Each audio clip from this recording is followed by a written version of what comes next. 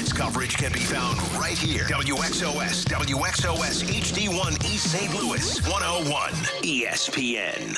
It's time to kickstart your morning with Randy Carricker, Brooke Grimsley, and Carey Davis on the opening drive. Presented by Sumner One.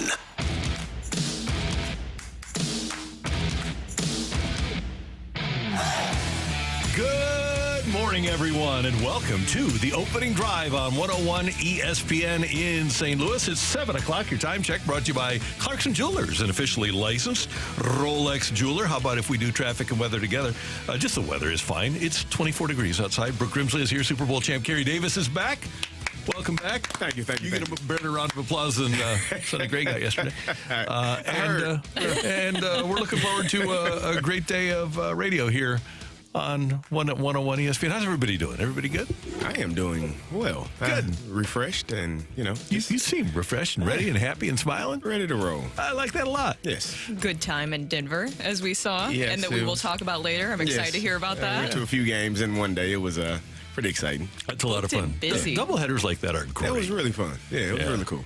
So it's some of my favorite days are, and I don't even know if the schedules work out this way anymore. I guess if the Cardinals start on the road, but a Cardinal day home opener and then a Blues night game is always a fun doubleheader. Yes, I would agree with that. Yeah, and one time, 2017, Cardinals opened on Sunday Night Baseball. Blues played in the afternoon. My daughter was at Bradley, so I wouldn't pick her up, I think, over the weekend. She came home, went to the Blues on Sunday afternoon, then Cards and Cubs Sunday night opener on Sunday night, and then took her back to Peoria. So she got the kind of sleep before class that I usually did. So she got straight A's, so I did not. And then so I'm driving back. So Cardinals end at 11 o'clock. And so I drop her off in Peoria at 1:30, 2 o'clock. And I remember it was cool outside. It was like 40 degrees. And tell me if you've had to do this. I open up the moonroof and I'm blaring as loud as my stereo will go Motown music and singing along to stay awake. I'm ready. Listen, I have definitely let every window down in the car driving home and like, oh, Jesus, I'm a little tired. Yeah, this is necessary. The cool air is necessary today. So, hey, great news yesterday here in St. Louis. What was that, Randy? Well, it's we've got our little machine here that'll tell us. Oh, okay. It's pretty cool. Oh, Sonny Gray, 3 years, $75 million. He's a Cardinal. He's your number one starter at the moment. On November 28th, Sonny Gray is your ace for the Redbirds. How do you feel about that, Randy? I wasn't here yesterday, so I didn't get a chance to. When the news came through yesterday in the morning, I wasn't here. So how do you feel? Carey, we've had this discussion a lot, and I think we live in a microwave society, right? 30-second sound bites tops. Right now, yes. And I think people think that I don't think that Sonny Gray is a good pitcher, which is couldn't be further from the truth. I think he's fine as a number 2 or a number 3. But do I want Sonny Gray starting game 1 of a playoff series against Zach Wheeler or against Spencer Strider or against Walker Buehler or against Logan Webb or against any array of number 1 starters around the National League? No, I don't. And that's just my opinion. The guy has a pretty bad record. A nearly 5 ERA pitching in September. Now he's going to come to St. Louis. He weighs 195 pounds.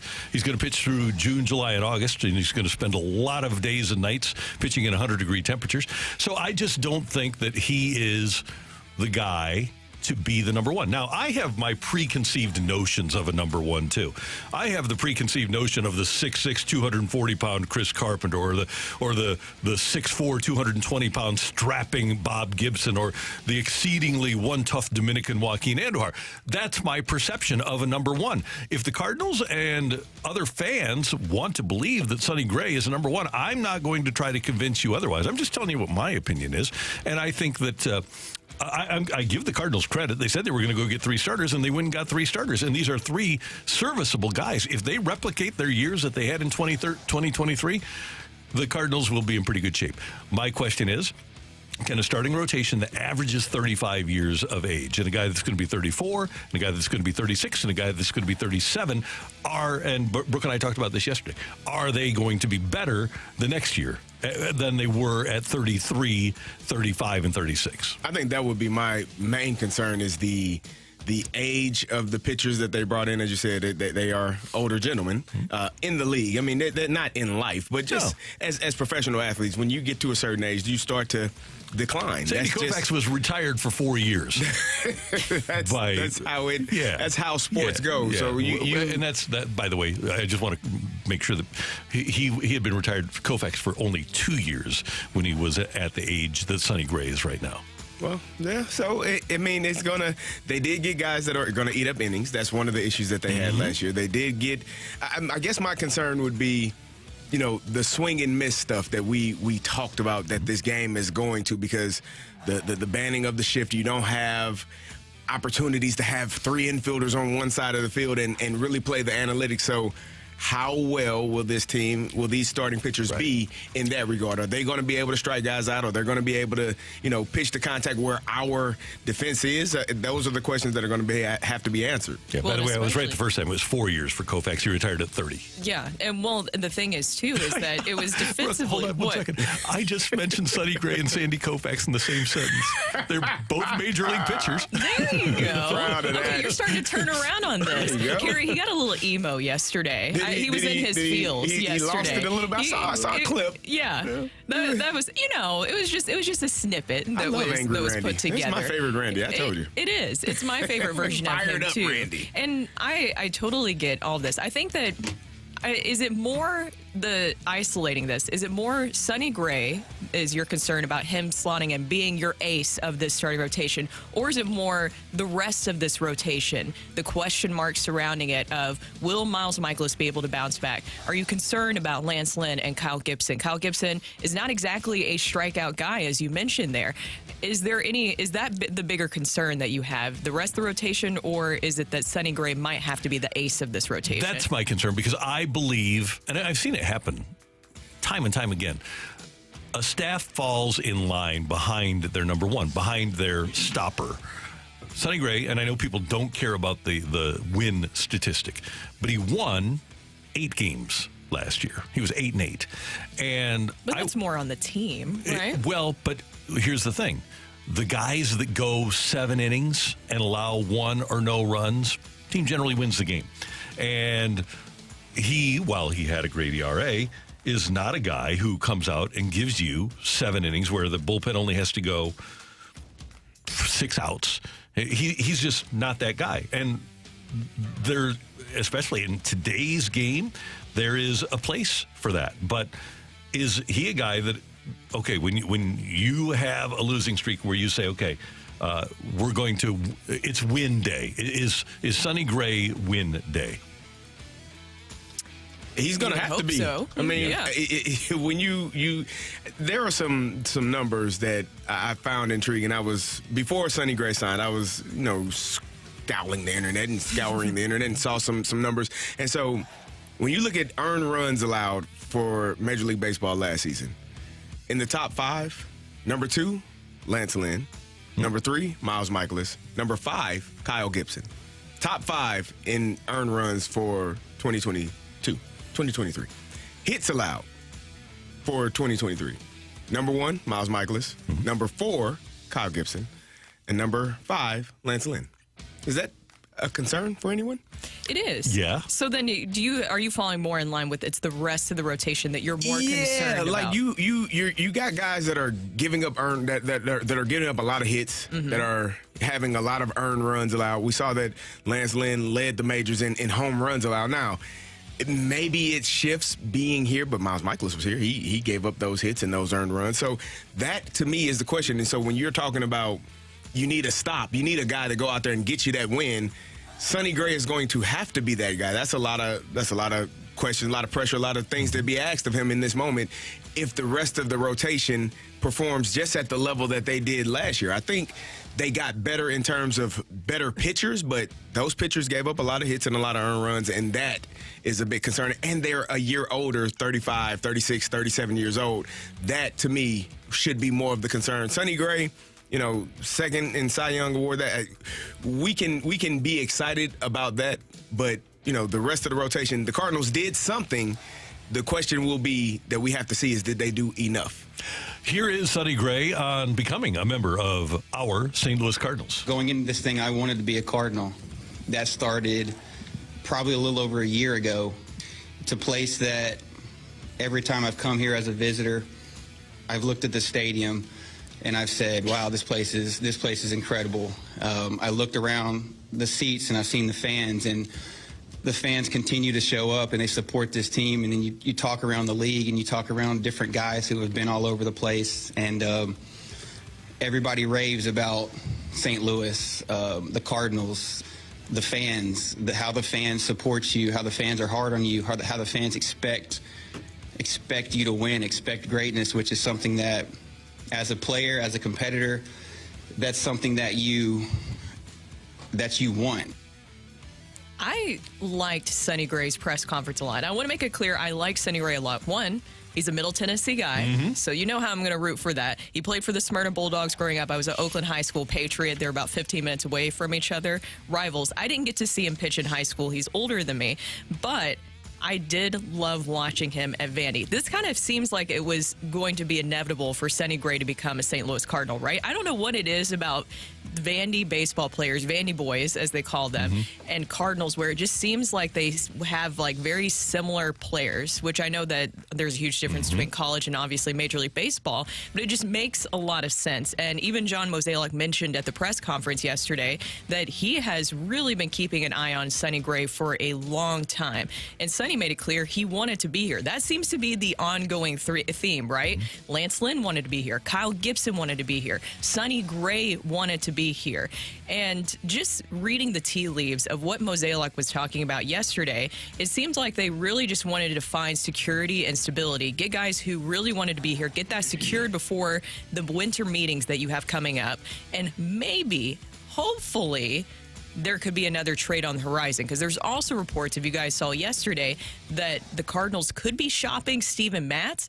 Now, if you do go shop Steven Matz and you're able to have Sonny Gray here, which I still think is a good move, if you add another top-tier starting pitcher, and if you're able to get that done with a trade with Steven Matz or maybe some other players, especially all these outfielders that you have available going into the season, I think that that would really change the perspective of the starting rotation going in. If you're especially able to get maybe even a Tyler Glasnow or a Dylan Cease or maybe a Shane Bieber. Oh, Biebs. There you go. Maybe. 4 consecutive years of the strikeout rate going down. Exactly. I'm just putting him in the list of names that have been out there for trade talks. But does that change your perspective if they're able to do that? If they get a guy who has performed to the level of a number one, that would change things. And it has that number one stuff. If you watch Dylan Cease pitch, he's got number one stuff. In a free agent year, at the age of 33, Sonny Gray did have his best year. No doubt about that. But I just hope that he's able to sustain that here in St. Louis. Dylan Cease would be, now, if they are able to go out and make that trade after all of these other additions, now you're looking at the offseason and say, oh, that was a hell of an offseason. Glasnow's a beast also, by the way. Tyler Glasnow would be an amazing pickup for the Cardinals, but he's another $25 million a year guy. The injury history, though, is what we've troubling. Talked about. And Dylan Cease is still, you got a couple more years of arbitration left, and you can not have to pay him until 2026. So that would be something that I think that they would be interested in as well. But your staff better be able to fix him, because he was in bad culture last year with a bad defense, and I think his confidence probably took a hit, and he could probably utilize just a little TLC to get him back to where he needs to be. Can I solve the defense? Yeah. For the Cardinals? Yeah. Put Mason Wynn in shortstop and Tommy Edman in second base. That's a good start. Let's do that. That's a good start. Let's do that. Crazy I think Tom idea. have those 4 infielders, Goldie, Arenado, and those 2 at the middle. And we can do that. Our guy Tommy Edman. I think he's your center fielder, though. I don't want it. I know, but I think that's the way we're going. I think that's what they like. Yeah, seeing. Katie told us yesterday. Katie Wu was on with us and said, that's the outfield is going to be Lars, Tommy, and Jordan. I like my Gold Glove second baseman at second base. I love it, too. It's a wild It's a crazy idea here. But here's the dilemma. Here's the conundrum. Your best second baseman is also your best center fielder. That's the problem. You need to go find another center fielder. If you keep Dylan Carlson on the roster, you've got a chance. And by the way, the year after, is it Victor Scott II? Yes. He's going to be here in 2025. So Just have a year where you play Lars in center field, right? I'm okay with that. I agree with you. Yeah. I just don't think that they do. I don't think that they see that way. No. And just real quick, we're getting some text in where people say, yes, money changes your mind and where it makes you want to be anywhere. I totally agree with that. I was all in on bringing Yoshi here to St. Louis, but didn't you guys get the feeling from the John Mozeliak press conference yesterday? He kind of keeps mentioning, like, you don't want to be the left standing there in this whole situation. And maybe they really do think that a lot of these other top-tier pitchers, like maybe a Blake Snell and a Yamamoto, that they have no interest of being in the Midwest. Now, that's going to hurt if they go to Chicago, and that's going to be a little bit more painful to take in. But it sounds like they either want to be on the East Coast or the West Coast, and the Cardinals knew that possibly or know that, and they wanted to get some security before going into those discussions, possibly. Blake Snell banged to the drum for the Seahawks game the other day. He's from Seattle and apparently desperately wants to pitch for the Mariners. And I think they have home field advantage. I think the Mariners are probably going to wind up with Blake Snell. Make it happen. Yeah. Is what it is. By the way, just as a note, Sonny Gray and his wife, Jessica, they were married in 2016. They have 2 sons. Sonny, got a great zoo here. And it's free. There you go. There you go. That's the draw. Yeah. So, he's here now. You don't have to sell him on it. You don't have to sell him. Coming up here on 101 ESPN, we aren't hearing Eli Drinkwitz's name associated with any of the openings in college football. Is that a good thing? That's next on 101 ESPN.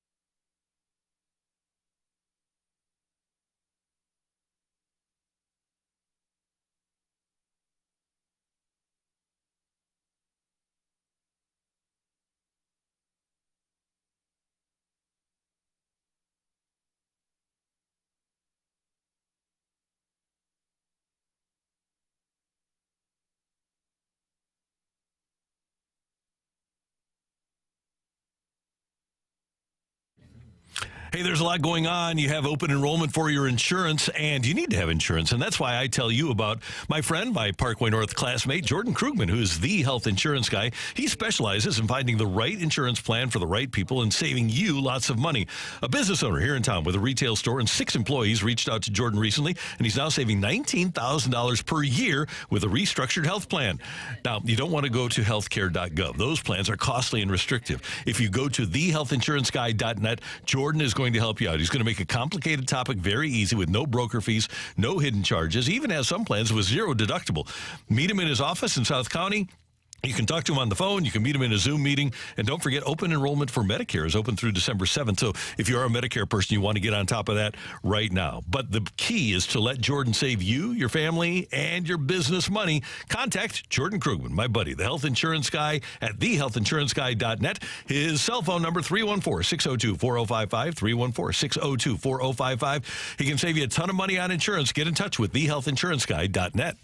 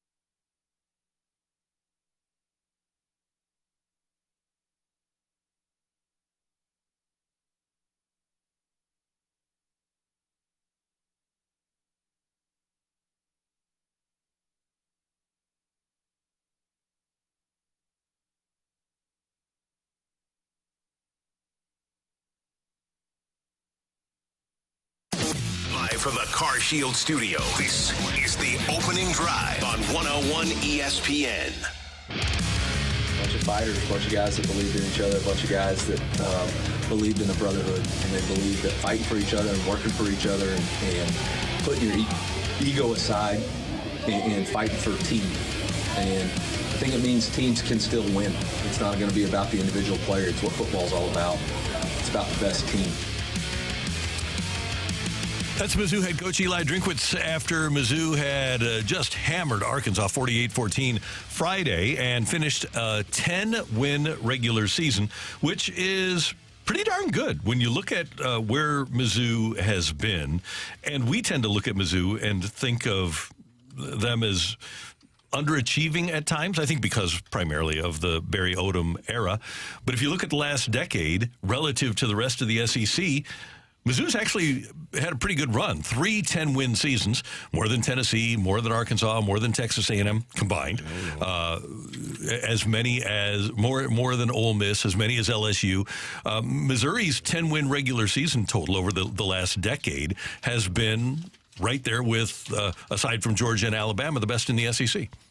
Now, have they been consistent? Have they had, no. Have they had under 500 seasons? Yes, they have. But the fact of the matter is, when you look at their ability to succeed in this conference, it's comparable with anybody else except the bluest of the blue bloods. And I'm kind of surprised that, for example, when A&M opened and Texas A&M hired their former defensive coordinator, Mike Elko, as their new head coach yesterday, that we never saw Eli's name associated with Texas A&M. I do find that was interesting because did you guys see the fallout of Stoops supposedly getting the job and how fans, well, Texas A&M fans, were upset about that? I didn't see anything wrong with that. I think that maybe their expectations were a little bit high. I think some people get too fascinated with the big names, but maybe Eli Drinkwitz didn't even want to be associated with those. Maybe he's not even looking for a job elsewhere unless it helps him get some more money, which is always an option. Or, CD, it seems like you're thinking more in line with that's not something that they would be looking for for their program. I think, well, if Texas A&M is calling, or one of those programs that are calling to offer $60, $70, $80 million guaranteed, you're going to listen. And I don't think anybody would you'd be foolish to turn that down or to not even, at least listen. But I think that despite how well Mizzou has played this year, I don't know that Drink is, he's not one of those coaches that are on the hot list just yet. Now, if you go and repeat this success again next year, then you will have a bunch of schools calling and clamoring and trying to get a hold of Eli Drinkwitz. But I think it's just for on the outside looking in, I think most teams are saying, hey, that's one very good season by Missouri. They did a really good job. They won the games that they were supposed to win. They lost the games that they were supposed to lose. And so when you're looking at how well this team has been this year, is that a reason to go after the head coach right now? Maybe, like I said, next year, if they repeat this success and maybe even go even further, if they make it to the SEC championship game as a one-loss SEC team or a no-loss SEC team, then you're definitely looking at Eli Drinkwitz to come and take over your program at that point. But I just don't think this is the time just yet. And I look at, for example, and not that look at Billy Napier. I mean, Billy Napier had a couple mediocre years and then a couple of really good years at Louisiana, right? And Florida hires him. It happens all the time. Even Eli had 1 year of head coaching at App State before he got hired. It seems to me that there's always kind of like that hot name guy, Tom Herman, when he got hired by Texas. It seems like guys, you get to number 10 and all of a sudden, and basketball too, like the coach at USC who had the Florida Gulf Coast, and they go on the incredible run. That was the only run they had, and then he gets hired by USC. It seems like many times athletic directors are enamored of one really good year. Yeah, I can see that. I think that they would look at that and say, maybe that should be a possibility. And CD, I think to your point, maybe other programs are looking to see if this is something that isn't just a 1 year, which I do think that Eli Drinkwitz has obviously built this to this point to what you were able to get the first 10-win season since 2014 for Mizzou. That's a huge thing that they were able to accomplish. And what Eli Drinkwitz has done recruiting-wise, and now you have the transfer portal. It'll be interesting to see what all shakes out with that with Mizzou and how he handles those situations. But he is going to be getting back Brady Cook, Luther Burden. You hate to see Cody Schrader go, so hopefully you'll have some guys step into that role. But I do think Mizzou has been a very interesting story. Maybe some other programs are not fully bought into it yet, is what you're saying, right, CD? And we don't know what Eli has instructed his agent to do either. When Michigan called Gary Pinkel turned him down, didn't even take the interview. When Washington called, Gary Pinkel's alma mater, his hero was not his alma mater, but his coaching alma mater, his foundation was built at Washington under Don James. Washington calls and he says, no, I'm at Mizzou. It could be that Eli has found a comfort zone at the University of Missouri, too. He could have. I mean, but again, I think when teams call, specific teams, and we're talking the Blue Bloods. Yeah, you're going to listen for the most part. It's just how this generation goes, how sports goes, how the job market goes. If you have an opportunity to go coach at a Texas A&M and they want you there, I don't think that anyone would turn that down, unless you're coming from an Alabama or Georgia. Well, and are you willing to trade your career for the money? Because Texas A&M is a graveyard, Randy. Right? It's a graveyard. So if you don't care about your career, because some people do actually like to succeed. Yeah, but here's the thing. You can succeed with $80 million anywhere, and then not in coaching. You are never. You might not. See, you might never. You may never be a head coach again. You could give me $80 million, but I would still want to really be good at my job. Yeah, and I think there are coaches that are that way, that want to be really good at their job. They're more interested in being great than having $90 million rather than 60. Do you think Jimbo Fisher is going to ever coach again as a head coach? He'll be a mid-major kind of guy. He'll have the Terry Bowden career. He'll be a head coach somewhere else, and he'll have $89 million in his bank account. Yep. And see, for some people, money is the end all. That's my point. Money wouldn't be the end all for me. I would be more interested in, because how much money can you spend, right? But that's like generational money. That's money where your kids don't have to wear anything. Is $60 million generational money? What's the difference between 60 if and 90? If you invest it well. I mean, $30 million. Yeah, so that's the thing.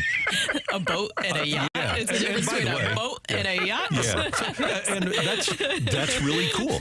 But I admire the people that want to be the very best at what they do. Oh, I do too. But I think money changes a lot of people. To be fair, I think that money changes a lot of people's perspectives on a lot of things. Where you could look at that and say, yeah, this is going to be a really, really tough job to take on. Because to your point, Randy, yeah, it's a graveyard for coaches going there. I think that the fan base's expectations are really, really high. It seems like it's been hard to really turn this program back to what those expectations are. But there's a lot of coaches out there that would look at that and say, well, even if it doesn't work out, you're still making a lot of money. And I don't think any of them go in there with the mindset, this isn't going to work, this is going to be terrible. They're going to try. They go in there with the mindset, I'm the person that can change this. See, and you have to. That's the thing. You have to be able to read the room. You're going to pay me this to change it. You have to be able to read the room. I mean, you've got Kevin Sumlin. You've got R.C. Slocum, who is the guy that went to Alabama and had the terrible run at Alabama. White-haired Texas A&M coach. I forgot his name. I can see his face. Yeah. But I can see his face. You just have to be able to read the room. And, oh, by the way, if you are great, I mean, there's nothing wrong with him making $6 million a year at the University of Missouri. If you're Harbaugh, you're making a lot of money. You were making $9 million a year, and you took a pay cut to like $5 million. There's nothing wrong with making $5 million a year. Wherever you are, if you win, they're going to want, and if you want to stay there, they'll pay you. If you're a Power 5, they'll pay you. It's going to happen. I think it's really interesting that people would trade excellence for money. Yeah, well, you can't put a Dennis price on it. That's it. That's the guy. Yep. That's it. It's the opening drive on 101 ESPN coming up. We're a little bit more from Sonny Gray. You know, they talked a lot in New York about him not being able to handle the pressure. But now he says he wants the pressure. It's an interesting comment from him coming up on 101 ESPN.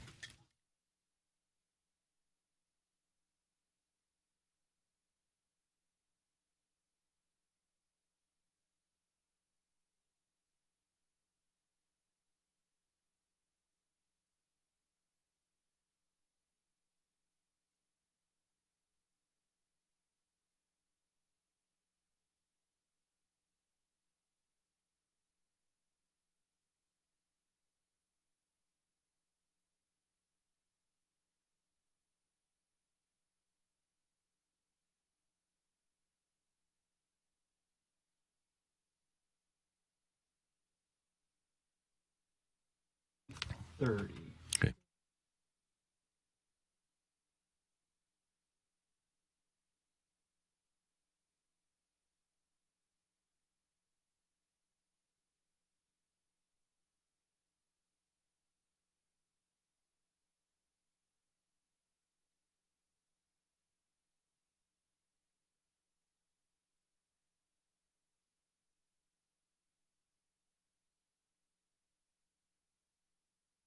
Hey, if you're in the market for a new vehicle and you're looking for a way to get financing for that vehicle, there's only one place to go. It's autoloanpro.com. They're going to help you if you've had a hiccup with your circumstances and your credit is something that you concern yourself with. They're going to help you out. And here's one of the things about Auto Loan Pro that I never really thought of until I talked to them about it, but we all walk in and we pick out a vehicle and then we go into the finance department at the dealership and they say, okay, here's what we've got. We've got two different rates for you. And here's a couple of different ideas.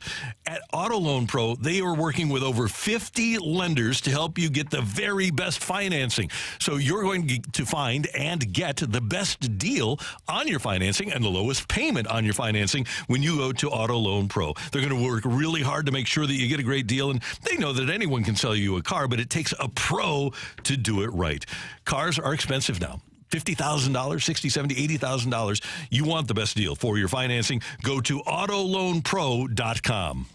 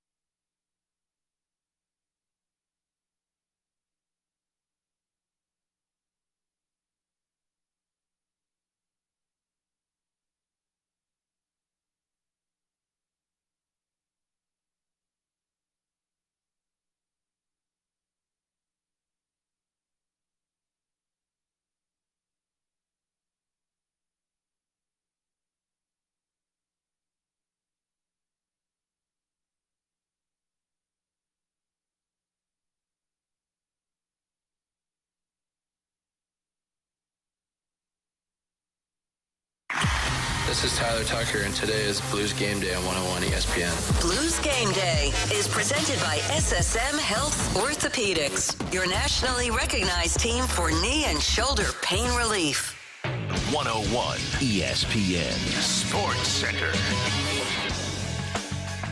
Blues run into the Wild tonight. Good morning. I'm Bradford Bruns with your Sports Center update, driven by Johnny Londoff Chevrolet and Johnny Londoff Autoplex. After a successful Thanksgiving weekend finale in Chicago, the Note will head to the Twin Cities this evening. Minnesota on the docket with puck drop set for 7 p.m. on 101 ESPN. The opening drive previews that contest with John Kelly at 8:15. Monday on the gridiron, the Bears eke out a 12-10 win over the Vikings to wrap up Week 12 in the NFL. Josh Dobbs picked off 4 times as Minnesota dipped to 6-6. This Sports Center update was driven by Johnny Londoff. Find new roads and shop 24/7 at londoff.com and londoffautoplex.com. Are you kidding me?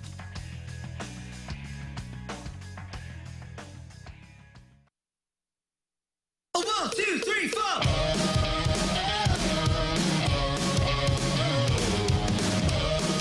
Sonny Gray is now a member of your St. Louis Cardinals, I presume. He's going to wear number 54. That's the number he's worn through most of his career. And Sonny has had an interesting career. He was really good in Oakland and was one of the most sought-after pitchers in baseball when the A's traded him to the Yankees. With the Oakland Athletics during the course of his career, he pitched really, really well. As a matter of fact, 44-36 with a 3.42 in a place where they have a great outfield. In Cincinnati, really good, 23-20 with a 3.49 in the so-so American ballpark. And then terrific in Minnesota for those 2 years, a 2.90 earned run average in his 2 years. But what stands out like a sore thumb is the Yankees, where he was 15-16 with a 4.51. And when he was pitching in New York, there was always this buzz about how he just couldn't handle the pressure, that he wasn't built for New York. Some players are built for New York. Reggie Jackson, Mr. October, was built for New York. Dave Winfield, probably not. And Sonny Gray was thought of as being a guy that didn't handle the pressure of New York particularly well. We hear all the time about how the Cardinals expect to win, how losing is unacceptable in our town. And it was interesting yesterday when Sonny Gray talked about dealing with the pressure and why he wanted to be here. I think because I throughout my career, I've been through it. I've been through different places now, different teams, different organizations now, and I've learned and I've grown so much throughout those experiences. I mean, the best way to learn and truly get better at things is to go through it and to experience and then to come out the other side and say, you know what, I went through the ringer and I came out a better person. I came out a better husband. I came out a better father. I came out a better pitcher. And hopefully those experiences will lead him at the age of 34, age of 35, age of 36 to be a really good Cardinal starting pitcher. But Carey, you tell me, because you played with a million guys, is dealing with pressure, are you able to learn through your experiences to deal with pressure? Dealing with that is you usually either got it or you don't. And that's generally how it is. I don't know that I don't think it's a learned trait. I think it's, you show that you have the capability of doing it. I mean, we see Clayton Kershaw, one of the greatest pitchers of our generation when it comes playoff time, whether it's a mental block or it's just him, it doesn't go well. So this is one of the greatest pitchers to play the game that we've seen in this generation. It's mind-boggling that it happens to him, but it's just we know that it's going to happen. So when you are a guy, a star, I keep telling y'all, it's like you have blinders on. You don't see anything. One of the best players that I played with in college was Brandon Lloyd. I actually got to see him this weekend in Denver. He was, if you watch, they've been giving him his flowers as of late with all of his great catches throughout his entire NFL career. We were teammates in college, and I was laughing at him. I was like, man, the thing I love about you, bro, you literally got one thing in mind, and that is going forward, and everything outside of that does not matter. And so it's a gift and a curse, but you either have it or you don't. And if you don't have it, it's generally hard to find it. I totally agree with that. But in this case with the Yankees, because it's really interesting because on Foul Territory, they were talking about it. Eric Kratz, right? We've had him on, right? And so he was with the Yankees. He basically broke down the whole Sonny Gray situation and put it on the pitching coach, not allowing Sonny Gray to pitch to his strengths. So I do find it encouraging that yesterday in the press conference, it really seems like Sonny Gray is more confident in who he is now and maybe will not fall prey to that. And hopefully the Cardinals won't either, because that's something that we've talked about with a lot of the other pitchers, right? Like, of course, you want guys to have a pitching philosophy, and having a pitching philosophy is great.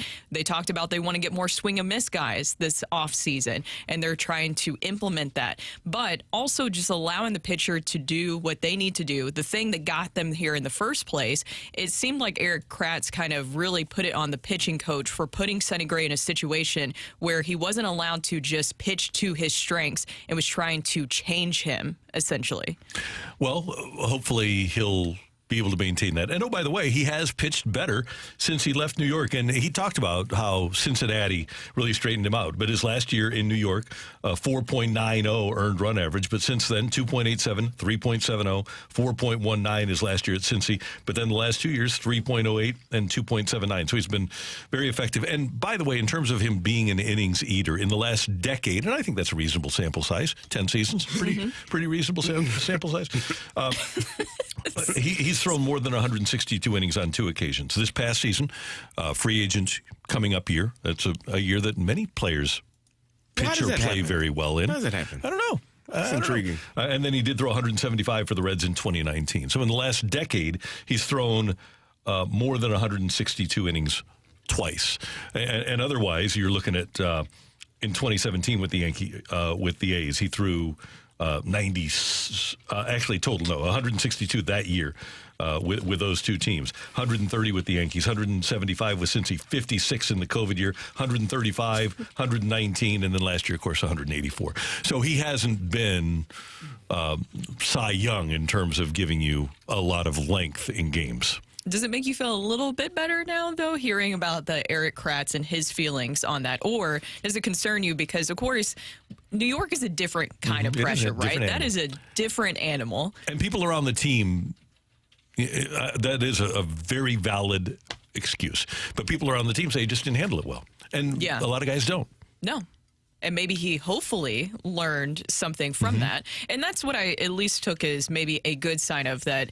It seems like if you're going to bring in veteran pitchers, you can't be changing a bunch of stuff with them. Of course, you try to help them, but you can't change a bunch of stuff with them. So is that maybe the Cardinals' thought process with these offseason moves is you get some guys with obviously a lot of experience, because with age comes a lot of experience, who are sure of themselves, where you don't have to really worry about making them change anything. You don't have to have them change anything, but you do have to be able to help them correct things. Like, you have to, as a coach, that is your job, to make sure that your players, the guys that you're coaching, are prepared, or if things do go awry, you're able to assist and get them back on track. So the fact that they're veteran pitchers and have had success in this league and have done it for a long time, that's wonderful. But you still have to be able to correct them and coach them up when things don't go the way they need to be going. And how does he respond to that? Right. And we should note that while the Yankees couldn't unlock the Sonny Gray key, apparently, in that same year that he had the 4.90 earned run average, Luis Severino went 19-8 with a 3.39 in 32 starts. CC Sabathia in 153 innings had a 3.65. Masahiro Tanaka made 27 starts, had a 3.75. Gray had that 4.90. J. Happ was with that team, had a 2.69. So they were able to figure out some pitchers. They were. That year. And that is a very, very, very valid point. So maybe it's more of how will he respond this time if there is things that are pointed out by Dusty. Blake Dunlop. Dusty Blake. Dusty Blake. Yes. I thought you were going to go with Springfield, Randy. Oh, no, that's been overused. Oh, okay. We're switching it up now. Blake Dunlop, former Blue. It is the opening drive on 101 ESPN. Coming up, get your text in to the Air Comfort Service text line 314-399-9646, 314-399-YO! Because Take It or Leave It is next on 101 ESPN.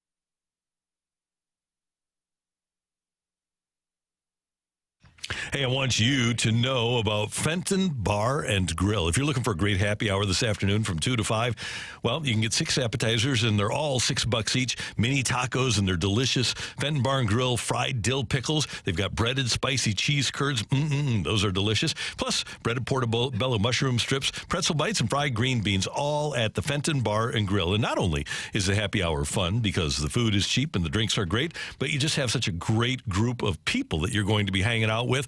And you really do want to hang out with people like Kelly and Megan and Colleen and Ashley, the whole crew. Alicia is so much fun. And when you go for lunch today, and this is the perfect place to go because you want comfort food when it's cold in St. Louis, an open-faced turkey sandwich on Texas toast with tomatoes, bacon, cheese sauce, and a side of tots. It is delicious, and you'll love it at the Fenton Bar and Grill on Rudder Road in Fenton. All the construction is over, easy to get to, great place. Learn more at FentonBarandGrill.com. And when you stop by at the Fenton Bar and Grill, tell them Randy sent you.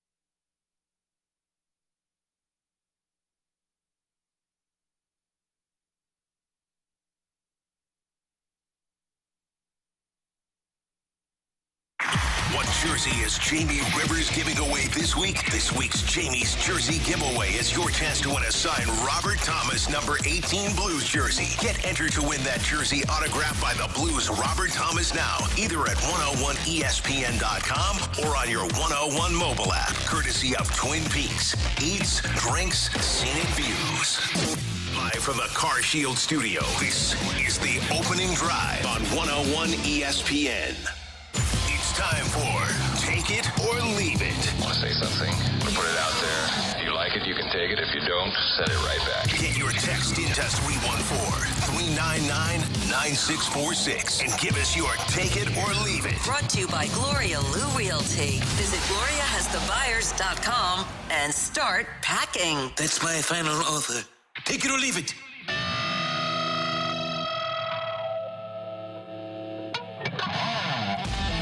Matthew Rocchio taking a much-deserved vacation for the rest of this week. Bradford Bruns is in for him. You can see Bradford's lovely face if you just go to our YouTube channel. Our YouTube channel is available to you right now. Check us out on the Air Alliance Team studio cams at 101 ESPN STL. Bradford, I just have to say, you have such a stunning voice. When you did the yo-ho, I had to just stop for a second. I thought an angel had entered the room. Wow. It was beautiful. Let's let everybody pay attention here. 314-399-9646. 314-399. Yo-ho. But I'm late on the draw again. See, first day in a while. It's okay. You're the Beyonce right now of the group. Okay, guys, time for Take It or Leave It. We learned during the show yesterday that David Tepper, the owner of the Carolina Panthers, had fired head coach Frank Reich 11 games into his first season. Take it or leave it. If you feel the need to fire a coach 11 games into his first season, you did a terrible job hiring the coach in the first place. Take it.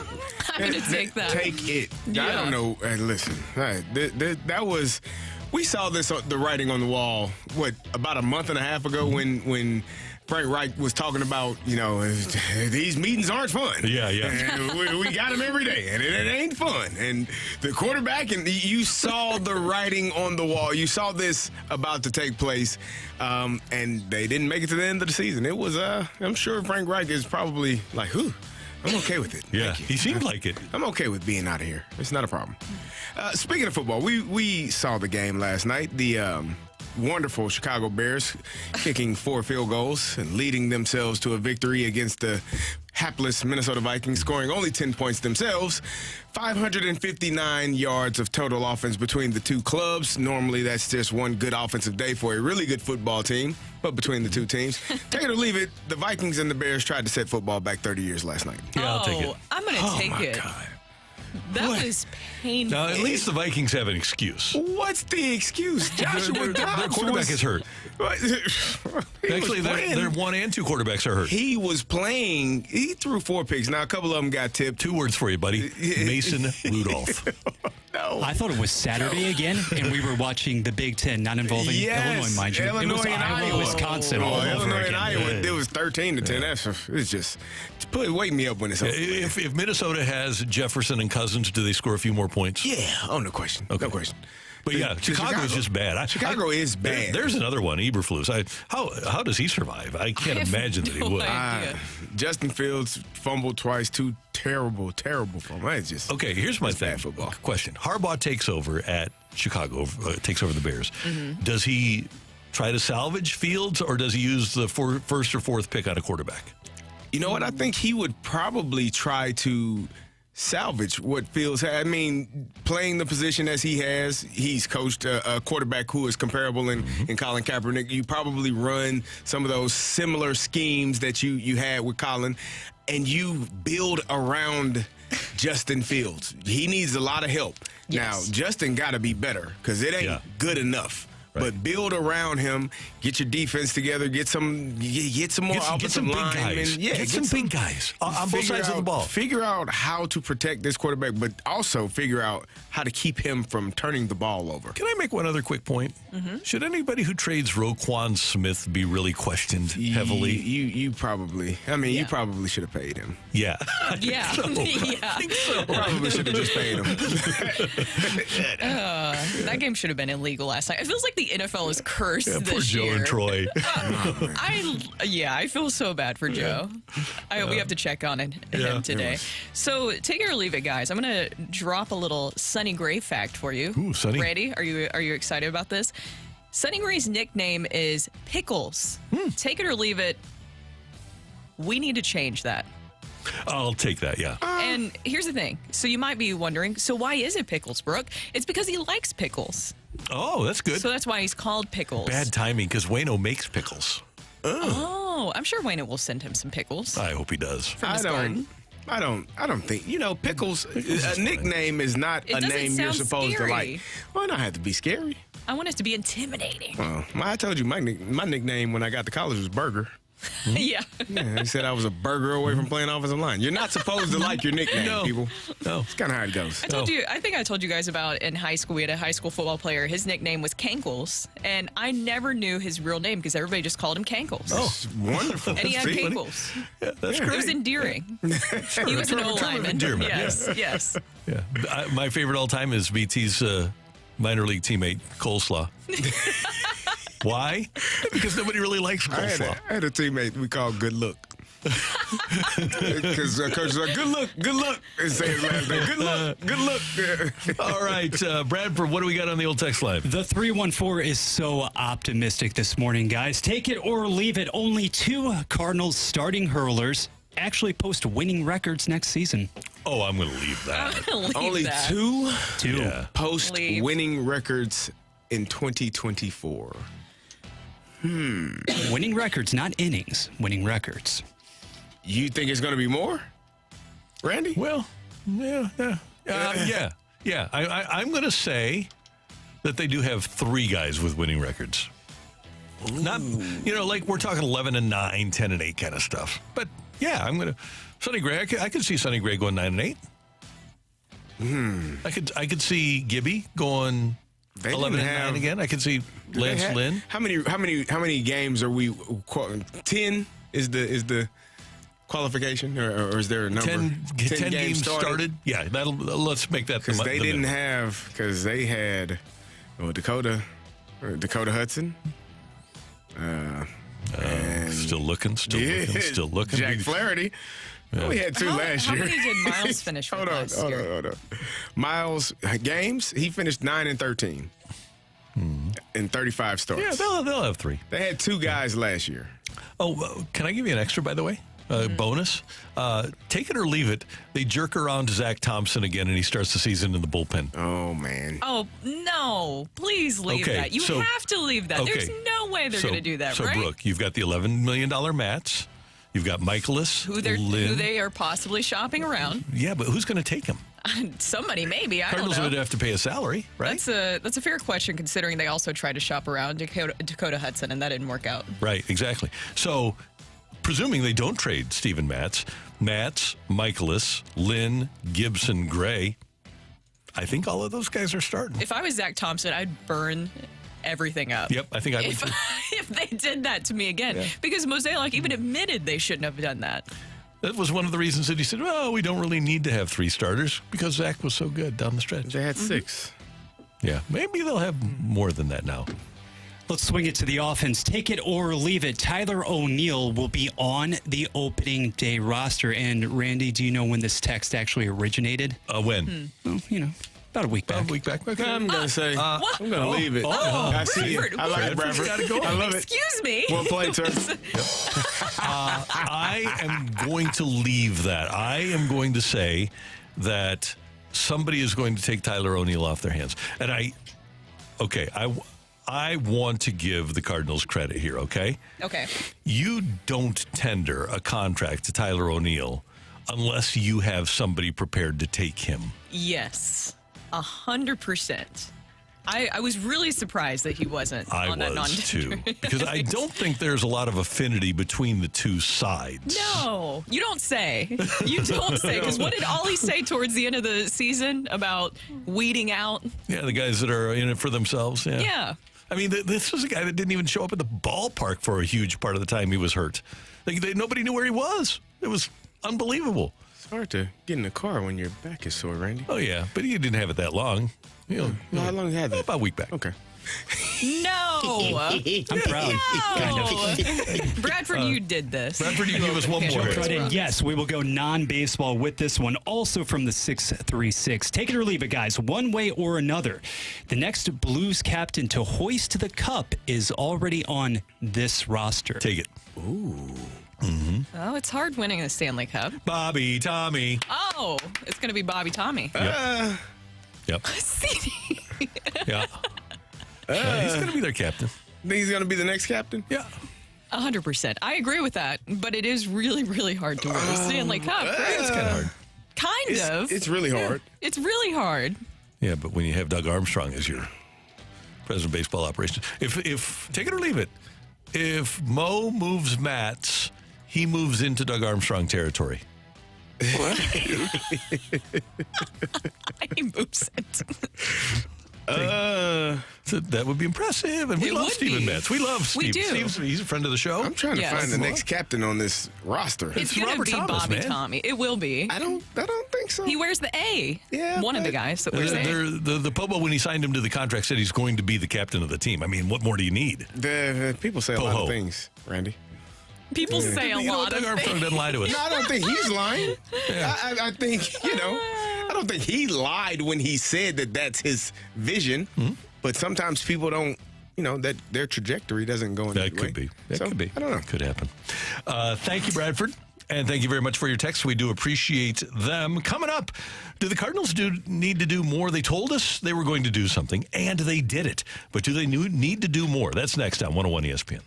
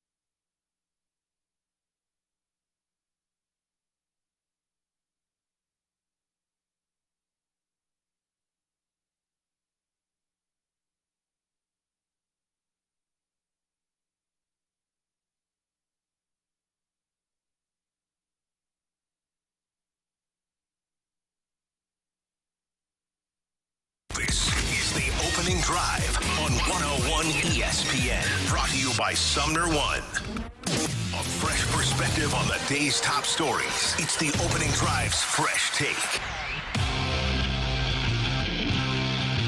Just flip to 8:04 in St. Louis. Your time check brought to you by Clarkson Jewelers, an officially licensed Rolex jeweler with Brooke Grimsley and Super Bowl champ Carey Davis. I'm Randy Carricker. And when the Cardinals traded Jordan Montgomery and Jack Flaherty, among others, at the trade deadline, John Mozeliak said, we need to get 3 starting pitchers. And from the time he said it, we doubted that here in the room. And we even kind of went back and said, okay, 2.5.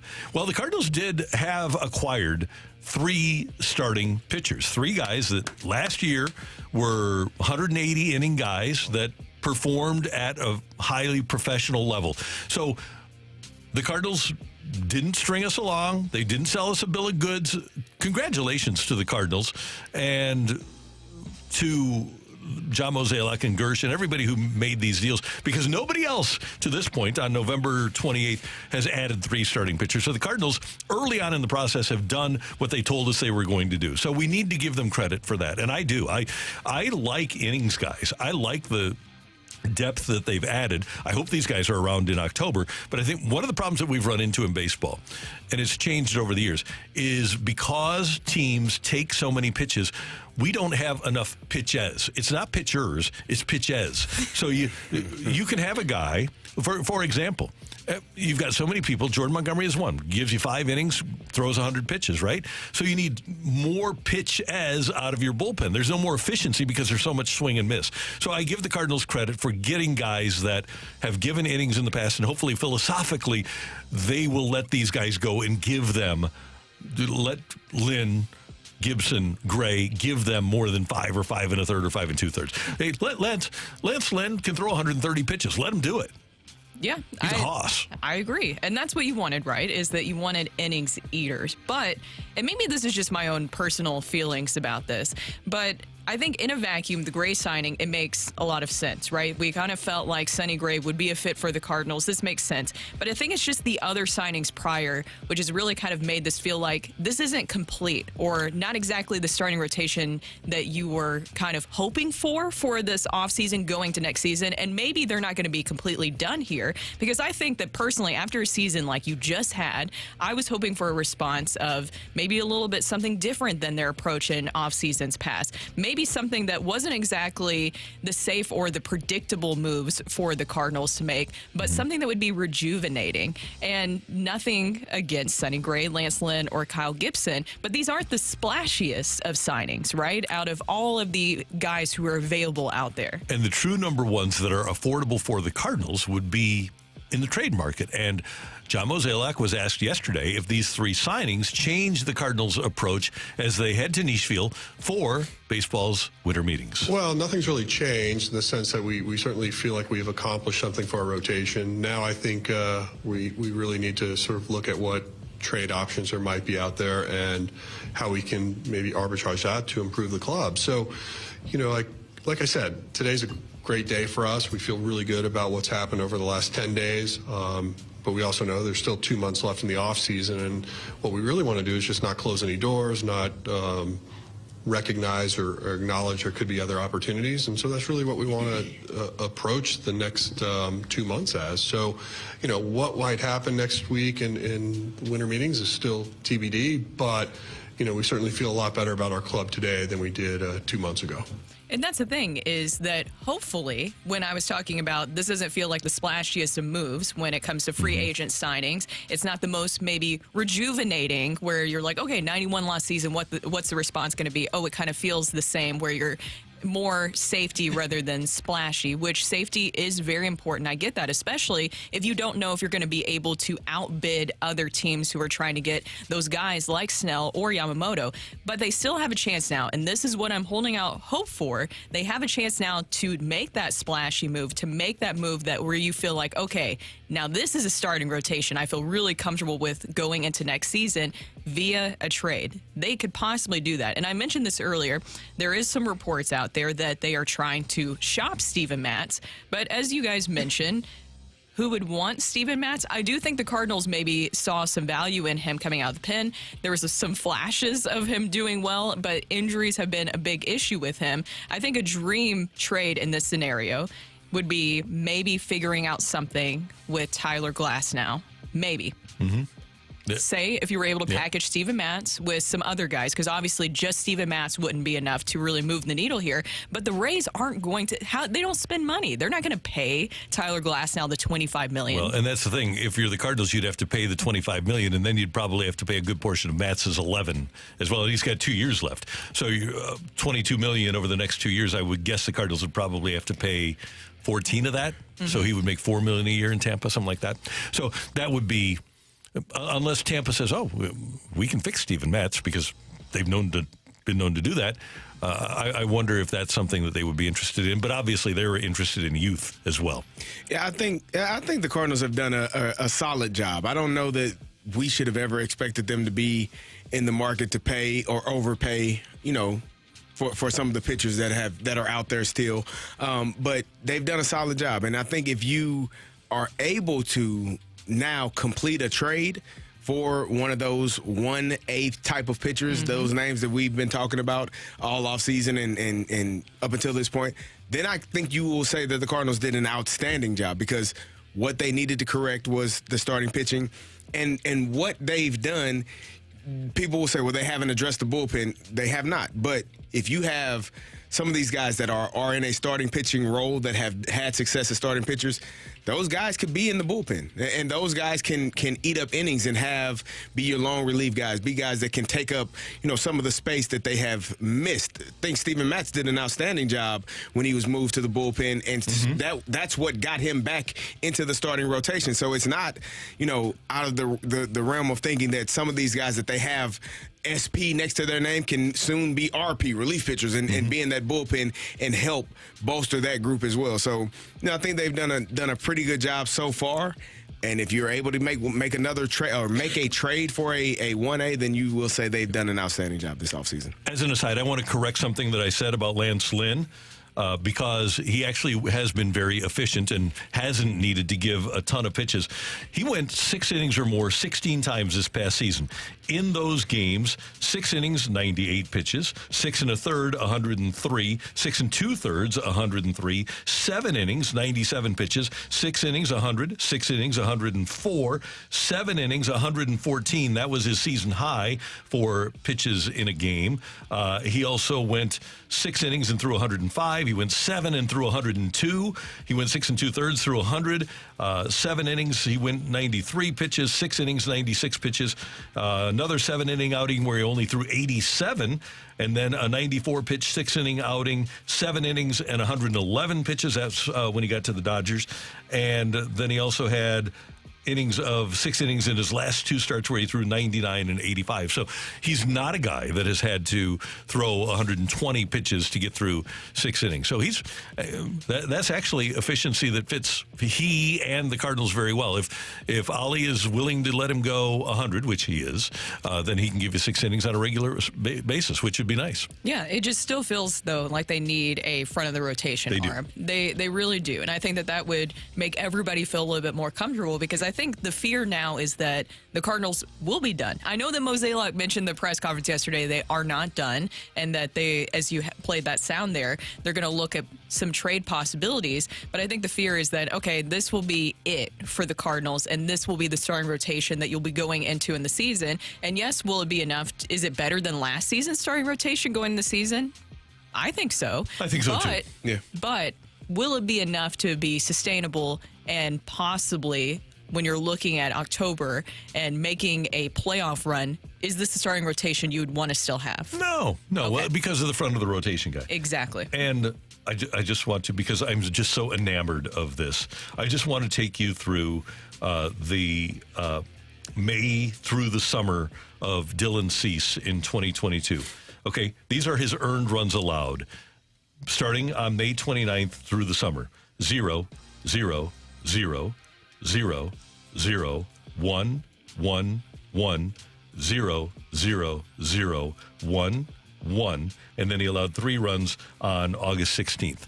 From May 29th until the middle of August, he never allowed more than 1 earned run in any of his starts. It's not bad. That's what Dylan Cease is capable of, and that's what I'm talking about when I talk about a number 1. Because whatever your offense is doing, when you're allowing 0, you've got a pretty good chance to win. Yeah. Not bad. So let's get that guy. And the White Sox went through so much with those players last year, because we even talked about that with Lance Lynn. That was a very toxic situation for the players to be in. The Blues are in action tonight, and John Kelly is going to join us. They take on the Wild, who fired their coach yesterday. John Kelly, TV voice of the Blues, is coming your way next on 101 ESPN. You want to see something?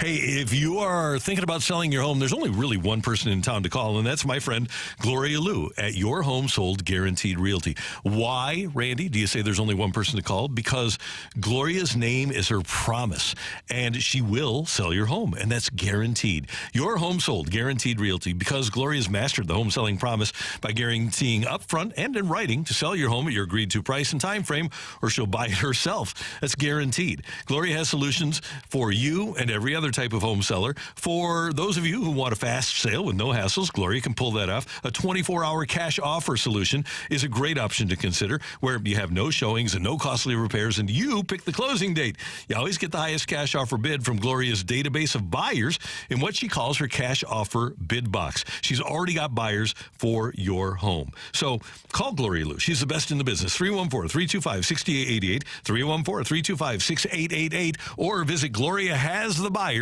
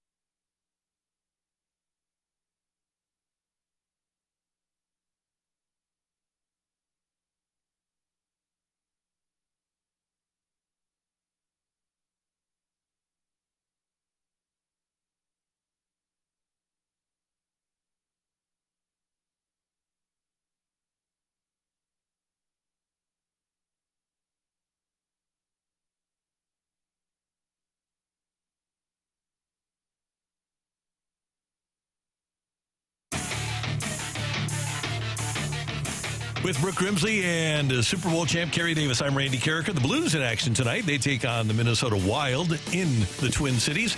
And yesterday, the Wild fired their head coach in the midst of a 7-game losing streak. Dean Evison is out. John Hines is in as the new head coach of the Minnesota Wild. Joining us now on the celebrity line is our friend, the TV voice of the Blues, John Kelly. Good morning, sir. How you doing? I'm doing great, Randy. How are you guys? Doing well. And, John, you've seen it a million times with coaching changes that happen all the time during the season in the National Hockey League. And more times than not, it seems a team gets a little bit of a bump from a coach firing, doesn't it? Yeah, no question. And, right now, as you said, the Wild are winless in 7 games. Randy, Everson was with the Wild for parts of 5 years, and his record was 147, 77, and 27, and he gets fired. So it's a tough business, and that's just the way it is. I think the biggest thing for the Minnesota Wild is that their top players, including Kirill Kaprizov, have not played very well, and they have not gotten good goaltending. So when you have that combination of your best players not being your best players, then that's really tough. And obviously in hockey, as we know, if you have poor goaltending, you're going nowhere. So, right now they're sitting 5-10-4. There's still a lot of hockey to go. So they feel, and former Blues player Bill Guerin, who's now the general manager here, feels there's still time to salvage the season. And that's why they hired John Hines, who, of course, was fired this past summer by Nashville. Jake Neighbors moving up to the top line, and he really handled that really well. What did you think of Jake Neighbors in these past 2 games, really stepping up on that top line with Robert Thomas and Pavel Buchnevich? He just looks like he fit right in. Well, he does, Brooke, and I just think in the last maybe 2 or 3 weeks, we've just seen Jake Neighbors take a step up in his progression right before our eyes. And, that's not to say that he isn't going to have struggles, and he's still a young player in just his 3rd year. But he's using his speed really well and driving the net. And if you do that, you're going to get chances. And if you have hands and skill like Neighbors does, you're going to get goals. And, oh, by the way, he's playing with 2 really good players in Robert Thomas and Pavel Buchnevich. I mean, that play by Buchnevich on his second goal the other day in Chicago when he picked the pocket of the rookie defenseman behind the net was a great play. And, Jake was wide open, and all he had to do was finish. But I think the biggest things for Jake, as I said, is he's skating really well right now and going to the net. And if he does that and continues to do that, those 2 guys are going to find him the puck. JK, the Blues got a good win on Sunday versus the Blackhawks, but Friday evening had a tough loss against Nashville. What do you make of the losses that they've had where they're giving up 5+ goals in those games? Yeah, it's been feast or famine for this team. As you said, the Blues this year, they've played 20 games, and in a dozen of those games, the score has been decided by 3 goals or more. They've won 5 of those and lost 7. So, I think I've said this before on the show, is when the Blues don't have their A game, and that's going to happen, obviously, during the course of an 82-game season, they can't have a D game or an F game. They have to play, more of a C or B- game and just find a way. And, the game on Friday, though, quite honestly, the Blues had come back late from Arizona. They got in around 3 a.m. on Thanksgiving morning, and then had to play Friday afternoon against a team that was in St. Louis and ready to go. So it was a bit of an aberration. At the same time, Nashville's playing really well, and they're playing their best hockey of the season. So I think sometimes, and I know that fans might not want to hear this, but sometimes you just have to sort of throw the game away and say, it just wasn't our best effort by a long shot, and we move on, and just delete it from your mind. And I think that's what the Blues did on Sunday in Chicago. They played a much better game and just forgot about that terrible effort, quite honestly, Friday against the Preds. John Kelly with us on 101 ESPN. And JK, Jordan Kyrou is in an interesting situation. I think Jordan Kyrou is kind of that guy that is in a no-win. He's played better defensively. His offense is down. You've brought this up before, especially in the first 7, 8, 9 games of the year. There were a couple of breakaways that he missed, kind of snake bit. But Kyrou, at the end of the day, he's only on pace for 16 goals. Is there any difference with Kyrou's offense aside from the fact that he just hasn't been able to get the biscuit in the basket on those great opportunities? Well, I think really right now it's a confidence thing, Randy. And, I say that because I watch him play and he gets chances. And I think for the most part, he works hard every night. There are still some nights where his puck plays are just not clean enough and he's careless with the puck. But you're going to get that with a young player, regardless if it's, Neighbors or Kyrou or whomever. But right now what I see is when he gets the puck in a scoring area, then he's making the extra play, and at times making the wrong play. He's shooting when he should be passing and passing when he should be shooting. So to me, he needs to break out with a big game, get 2 or 3 goals, and get his confidence back, because he's still getting really good chances. And now, he's playing down the lineup a little bit with Kevin Hayes and Sod. So they used him with Hayes and of course, Robert Thomas and also Braden Shen. So he's played on different lines. I really think that he needs a big game to get himself going. I just really think right now it's just a confidence thing with him. With Jacob Vrana, I know that he was back-to-back healthy scratches this season at several points, and then he got back in the lineup Sunday against Chicago. What do you think about that whole situation with Vrana? Well, Brooke, it's a case of, when a player doesn't play well, the coach doesn't have a lot of options, right? You can play him, you can cut his ice time, you can sit him out and things like that. The bottom line to me, for a few games there, Vrana just wasn't playing hard. And I can't really say it any better than that or any more clearly.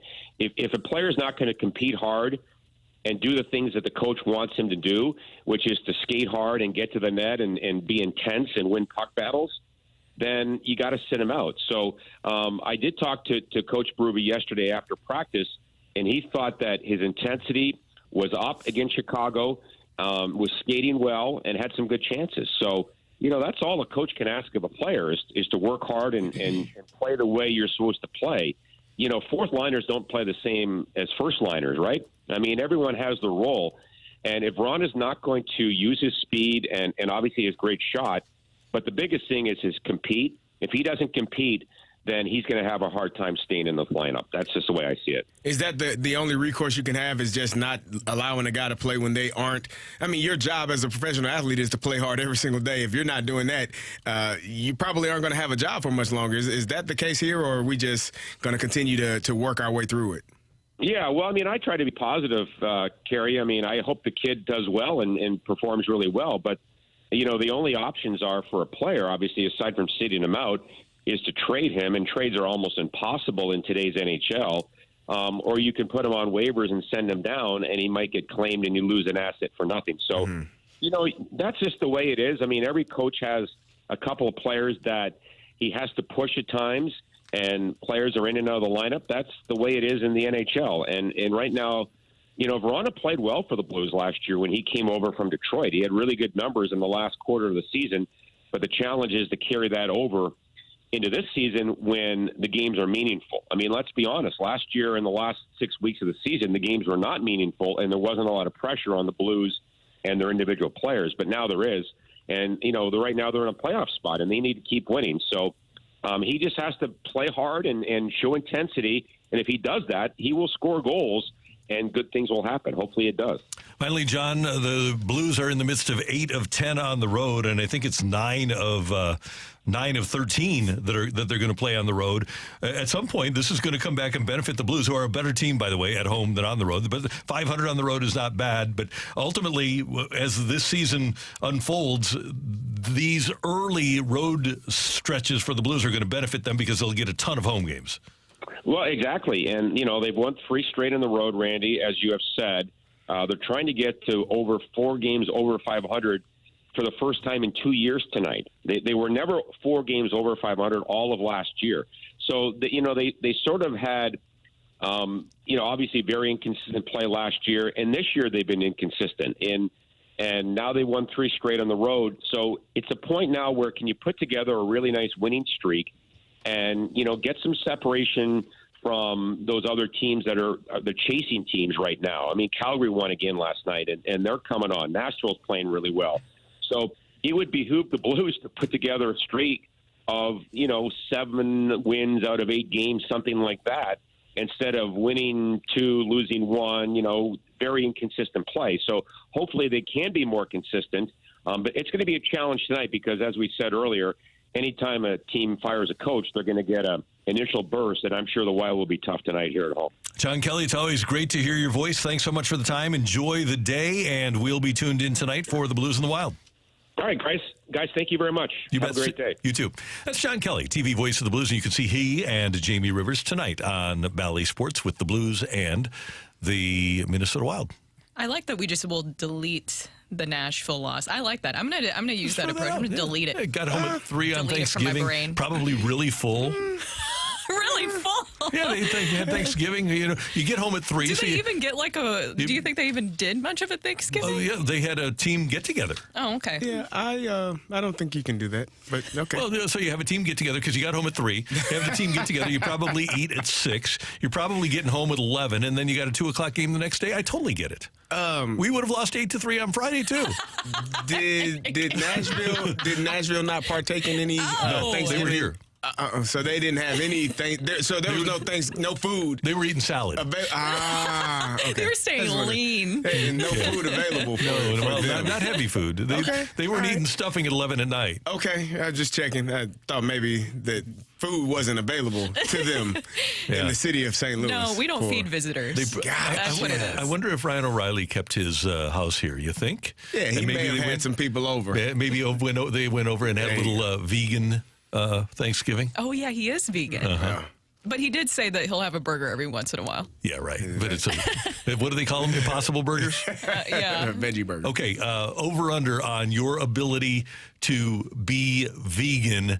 We'll set the over under at 36 hours. I'm under. I can go over. I actually did it. Yeah. Vegan is actually easier than vegetarian. Really? Yeah. Vegetarian, you can't have anything. No, vegan. I'm sorry, vegetarian. Vegetarian is actually easier than vegan. Yeah. Yeah, I probably am under. Yeah, you can't have a Hershey bar. Yeah, because it's milk. Vegan is a lot harder. Vegan is a lot harder. Vegetarian is easier. I went through a phase where I was vegetarian. For like 2 days. Yeah, I went through a phase. I think we've all done that once, like right? Where you're like, I'm going to be healthy. I'm going to reset my body. I was vegetarian for a little bit. And then when I went to the doctor because I was having low energy, he was like, yeah, you got to eat some meat. You need iron in your body. You're kind of depleting yourself. Right, Seaweed wasn't enough. Bradford, 36 hours, over under. I'm vegan. Go over, but long term, forget about it. No. Yeah. A stretch, a phase. Vegan sure. is you can just drink water. Yeah, it's vegan. There's no chance of me. No chance that I could be a vegan. No. Randy, you wouldn't survive. I admire the people that are vegans, but thank you for leaving the meat for me. You would just wither away, I feel like. No Reese's Pieces peanut butter cups. You can't do it. No milk chocolate. What do they enjoy? Clearly nothing. That's a very intriguing question. Wheatgrass? Yeah, that's probably it. Yeah. Wow. Yeah. So No, thank you. I'm that guy. I'm that guy that believes that PETA stands for people eating tasty animals. Oh, Randy. No, Randy, you can't say that. I literally saw PETA protesters the other day. They're in town. They're going to come here, and they're going to put up signs. Dressed in their lettuce dresses? No, they were dressed up as like cats. They were over by the mall this past weekend. Nobody here eats cats. No, but they were talking about fur, I guess. And so there was a bunch of. So there's PETA protesters here. You better be careful because they'll be outside of our building they'll today. hate me because I have my cat skin coat right here. My cat fur. Oh my goodness. You just walk out in like a fur coat. Just They'll throw paint on me. PETA, we love you, but again, thank you very much for leaving us a steak. Oh, yes. The Fight is next on 101 ESPN.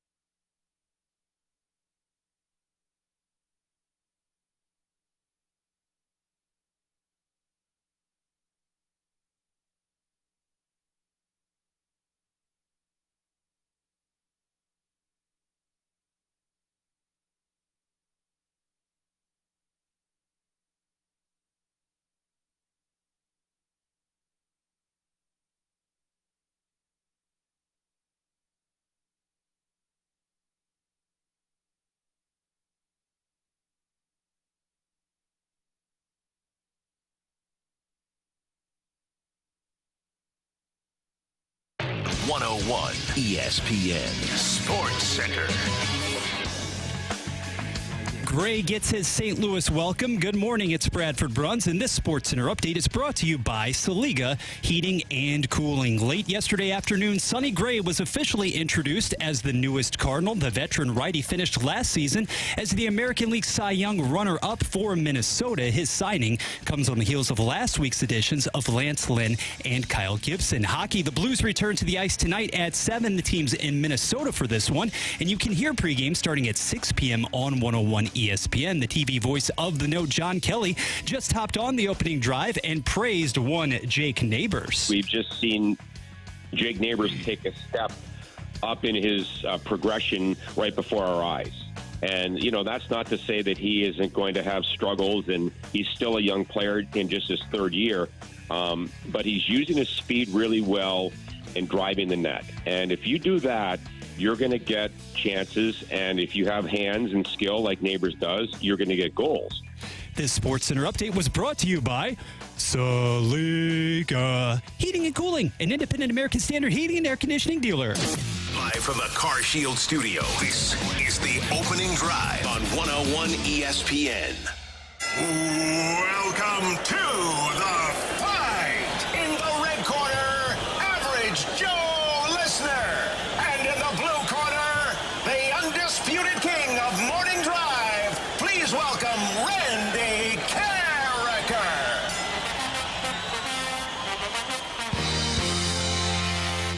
Welcome back to the opening drive. I'm Carey Davis, joined by Brooke Grimsley, and it is time for the fight. And our fighter today is Nick. Nick, how you doing? I'm doing fantastic. How you guys doing? Doing well. We heard you're from Nashville, Tennessee, and you listen in every day. We appreciate it.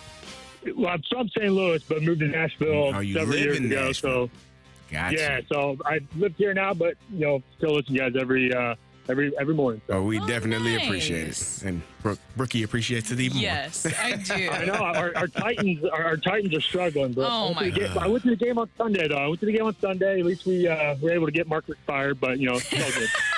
That is so true. Hey, okay, real quick. How do you feel about Will Levis? Oh, I like him a lot. I mean, just watching, he can throw the ball, that's for sure. So We'll see. Just need somebody to protect him. That's all. Exactly. Maybe they can figure that out. All right, Nick, here we go. In last night's defeat to the 76ers, Lakers superstar LeBron James became the NBA's all-time leader in minutes played. LeBron officially passed Kareem Abdul-Jabbar's total of 66,297 minutes. For how many different franchises did Kareem play during his 20-year career? Was it 1, 2, or 4? I have no idea, so I'm going to go with 2. In 2000, Marshall Faulk's 26 touchdowns powered him to NFL MVP and Offensive Player of the Year honors. Name that season's Defensive Player of the Year. Was it Junior Seau, Warren Sapp, or Ray Lewis? 2000. Ray Lewis. Despite 4 major championships to his name, Rory McIlroy still seeks his first Masters title. Which of the other big 3 did Rory capture first in 2011? Is it the PGA Championship, the Open Championship, or the U.S. Open? Let's go PGA Championship. Newest Cardinals Sonny Gray has twice finished among the top 3 in American League Cy Young voting. Before last season's runner-up finish with the Twins, he placed 3rd as the ace of the 2015 A's. Name the pitcher who snagged that season's AL Cy Young by winning 20 games. Was it Dallas Keuchel, David Price, or Chris Sale? Coach is Vandy Boyd, David Price. All right, we're going to figure out and see, make sure we double check, make sure we got the number correct. How are you feeling, Nick? I don't think I'll be back tomorrow, but, we'll see. We like your enthusiasm. You know what? If you aren't, we do appreciate you being here. We'll see, though. Randy is ready. He's put on his headphones, and he's sitting down in his chair. Randy, say hello to Nick. Nick, good morning. How you doing? I'm fantastic, Randy. Thank you. Good. Thanks for listening. Thanks for playing. We appreciate it. All right, Randy, are you ready to roll? I'm ready, yeah. All right, here we go. in last night's defeat to the 76ers, the Lakers superstar LeBron James became the NBA's all-time leader in minutes played. LeBron officially passed Kareem Abdul-Jabbar's total of 66,297 minutes. For how many franchises did Kareem play during his 20-year career? I believe he only played for the Milwaukee Bucks and the Los Angeles Lakers and retired as a member of the Lakers. So I'm going to say 2, Carey. I'm going to go with 2. Let's make sure my math was correct there. 1, 2. Do some quick math here. Mathing. We do that here. In 2000, Marshall Faulk's 26 touchdowns powered him to NFL MVP and Offensive Player of the Year honors. Name that season's Defensive Player of the Year. 2000 Defensive Player of the Year. Well, the Rams allowed 471 points, so it wasn't a Ram. So let's start there. Actually, you know who was good that year? I think that was that record-breaking Baltimore defense that only allowed 165 points. And it would have been really, I'm going to go with Ray Lewis, but I'll tell you that Mike Martz always said that if the Rams, Hakeem dropped a punt, and the Rams would have beat the Saints in a wild card playoff game. If Oz catches that punt, even fair catches it, there's no doubt that the Rams go down and score. They'd scored 28 points in the fourth quarter. They were going to go down and score. And then they would have beaten the Giants, and they would have wound up going to the Super Bowl. And March said what he was going to do with Siragusa and Sam Adams was going to go no huddle, and he was going to just wear those big hog mollies out. Been fun. It would have been really interesting. Can't get him off the field. No. Then what do you do? Then what happens? You got Marshall going crazy on. Yeah. Although the Ray Lewis Marshall Faulk matchup that particular year with Lewis trying to cover Marshall out of the backfield would have been bad for Ray. It would have been bad. Would have been bad for Ray. So it would have been really interesting. Would have been an interesting game. And I have no doubt that Mike would have probably succeeded with that thought process, too. Man, that would have been I remember that muffed punt. That was not great. It was devastating. That's very frustrating. Yeah, boy, what a game Isaac Bruce had and what a game Kurt Warner had. Yeah. Was That's great. when they put Marshall on kickoff return for the last kickoff. That was in the Super Bowl. Was that the? Yeah, it was in the Super Bowl against New England. Yeah, I thought that was in that game as well. I thought they put him at kickoff returner, trying to get him. Yeah, trying to get something. Yeah, it's just not great. Anyway, Ray Lewis. All right, Ray Lewis. That's your final answer. All right. Despite 4 major championships to his name, Rory McIlroy still seeks his first Masters title. Which of the other big 3 did Rory capture first in 2011? 2011. It seems like it was a U.S. Open. I'm going to. That's what I'm going to go with. I mean, it definitely wasn't the British, so it's got to be a U.S. Open or PGA. I'm going to go with the U.S. Open. Seems like somewhere in the Northeast or something like that. This seems like it. I'm going to go with the U.S. Open. Newest Cardinal Sonny Gray, a.k.a. Pickles, has twice finished among the top 3 in American League Cy Young voting. Before last season's runner-up finish with the Twins, he placed 3rd as the ace of the 2015 A's. Name the pitcher who snagged that season's AL Cy Young by winning 20 games. This is the 2015 American League Cy Young Award winner. Let's see here. 2015. Brooke, I think in the interest of time here, we'll do the lifeline. Okay. David Price, Chris Sale, or Dallas Keuchel? That would have been Price with the Tigers because he got there in 2014, and I don't think he won one with the Tigers. The second one was after Price, and before Keuchel was Chris Sale. Yeah, that would have been with the White Sox. I'm gonna go Keuchel here. I'm gonna go Dallas Keuchel. Really nice battle that we had on a Tuesday. Nick from Nashville, a very valiant effort. I loved being able to go back down memory lane regarding the 2000 and Rams. But at the end of the day, at the end of the morning, there can be only one winner. The verdict, to whom does it go? The winner and still champion of the fight, Randy Carricker. Go crazy, folks! Go crazy! Stepped over you there, Randy. So, Randy, you do. That's right. Complete the sweep in a sense yet again. Nick knocked down 2 of 4 this morning. Very good representative effort. Let's run through the results, though. Question number 1 last night with LeBron James. And to clarify on this one, passing Kareem as the all-time leader in minutes played. That is regular season and postseason combined. At any rate, for how many different teams did Kareem play? 20 seasons overall in the NBA, 6 with Milwaukee, and then 14 with the Lakers. Changed his name a couple of years in for the record. Number 2, in 2000, Marshall Faulk and his 26 TDs. He won both NFL MVP and Offensive Player of the Year. That season's Defensive Player of the Year, the Ravens were absolutely stellar. Ray Lewis was the leader on that defense. He's the correct answer there. 2 more. Let's go to the links. The 4 major championships. Rory McIlroy has them. However, he hasn't come through at Augusta yet in 2011. Randy, it was at Congressional in Bethesda, Maryland, where he captured East. the U.S. Open. That's right. And last but not least, Sonny Gray last season finished as the runner-up in the American League Cy Young voting. In 2015, he was number 2. That year, Dallas Keuchel was exemplary. Not only did he have the 20 victories, his whip was at 1.01, and he punched out 216 for the Strovs. Great fight on a Tuesday. Nick, we greatly appreciate your listening from afar. Yeah, thanks, guys, and tighten up. Good job. Thank you, Nick. Great to have you with us here on 101 ESPN. Next up, a lot going on in the National Football League. NFL news and notes coming your way on 101 ESPN.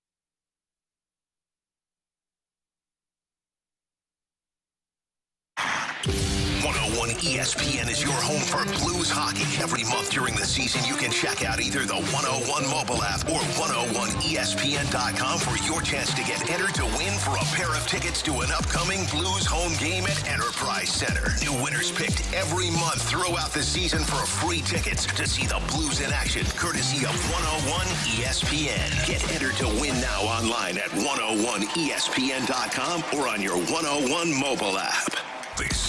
The Opening Drive on 101 ESPN. Brought to you by Sumner One.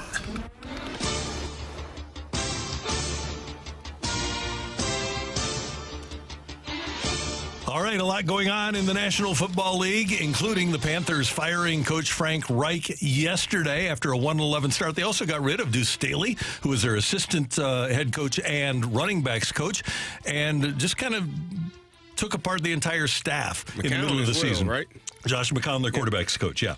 Got rid of everybody that had anything to do with that position. On the offensive side, the same skill position-wise. It's unfortunate.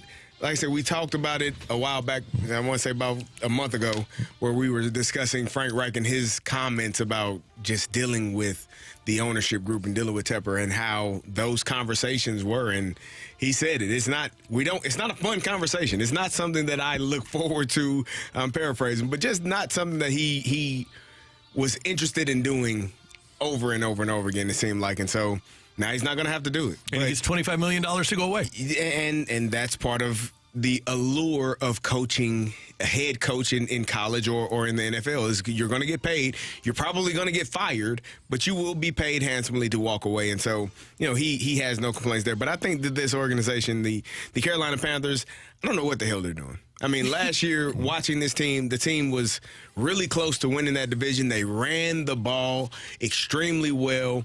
They move up, and so you lose DJ Moore. You move up to get the number 1 overall pick in Bryce Young.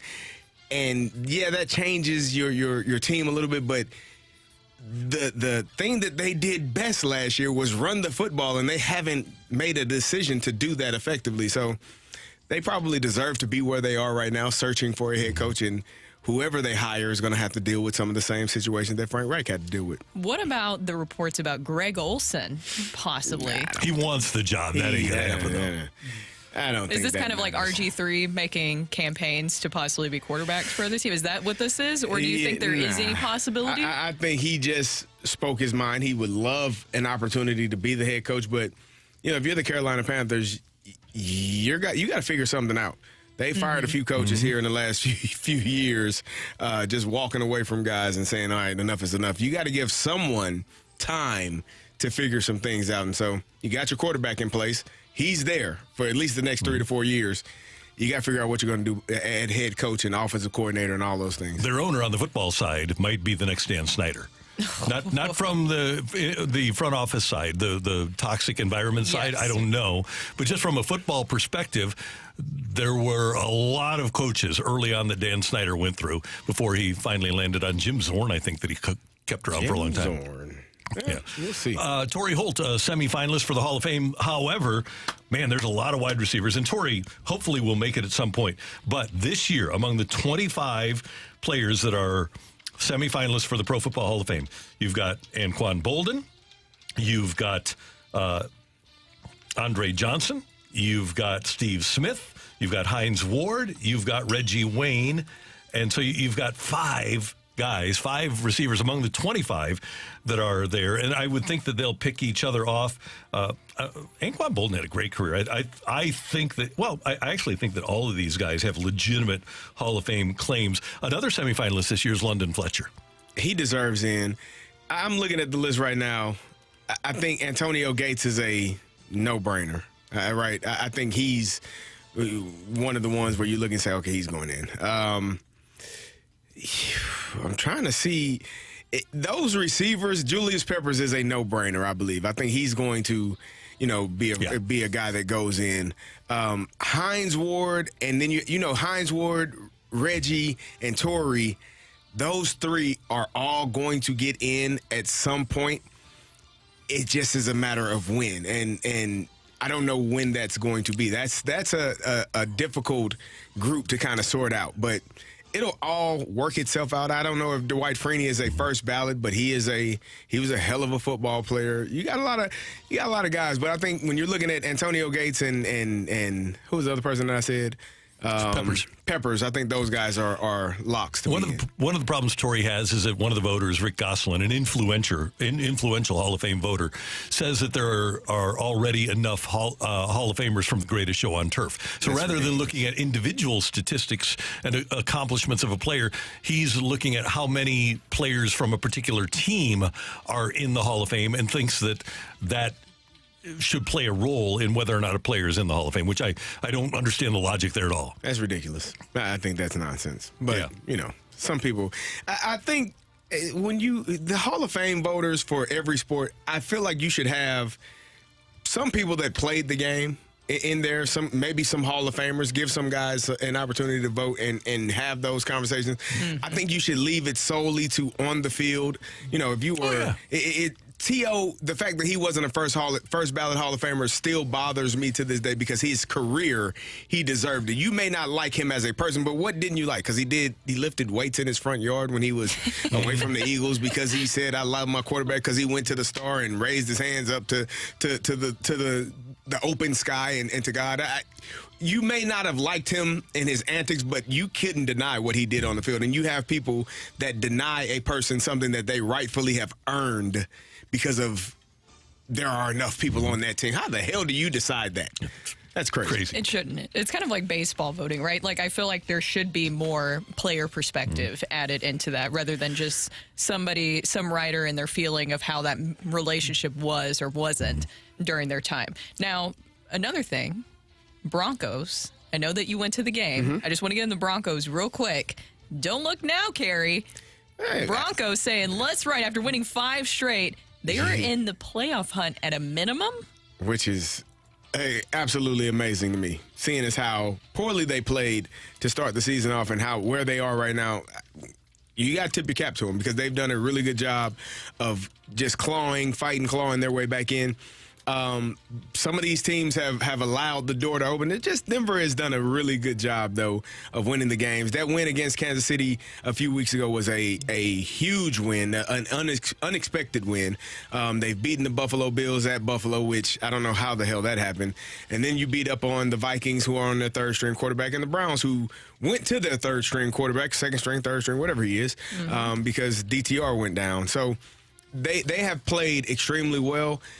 Sean Payton has figured out, how to best use Russell Wilson and what he does best. And so they got receivers making plays. They got guys making plays. And they're defensively, what they did last year, they're starting to repeat some of that this year. Maybe it just took a little bit of time, patience, if you will, because I think that the concern was, okay, is Sean Payton actually the quarterback whisperer here? But, I mean, Russell Wilson is looking like he's playing to his strengths, just like during his time with the Seahawks. Like, he looks really good and confident right now. Yeah, he's playing better. They're playing better, taking care of the football. And it has helped. Like I said, the last couple of weeks, 3 weeks, you play a Buffalo Bills team they're trying to sort out their entire season. The Vikings and the Browns, those are good teams to kind of keep that winning streak going. So they got the Texans this coming up week. We'll see if they're able to go to Houston and actually take on C.J. Stroud and that Texans team. Those are your NFL news and notes on 101 ESPN. Coming up, we've got our Rush Hour Reset on the opening drive.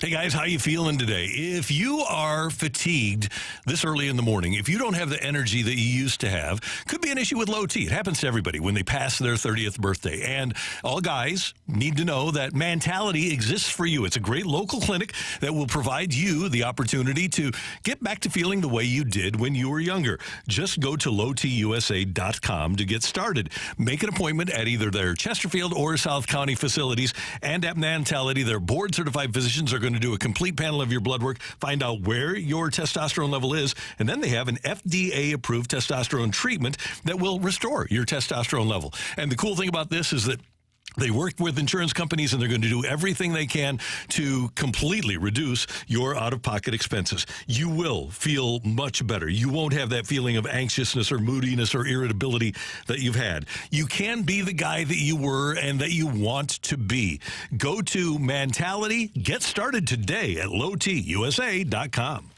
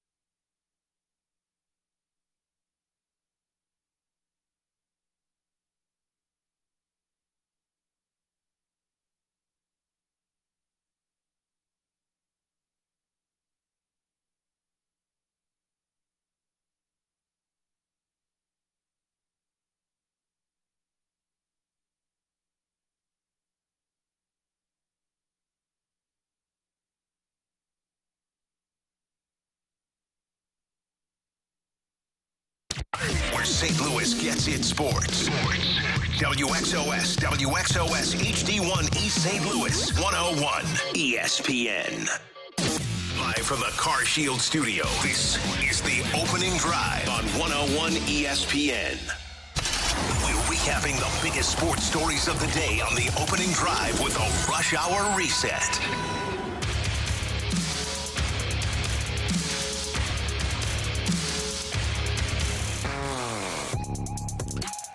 It's 9:04 in St. Louis. Your time check brought to you by Clarkson Jewelers, an officially licensed Rolex jeweler with Brooke Grimsley and Super Bowl champ Carey Davis. I'm Randy Carricker.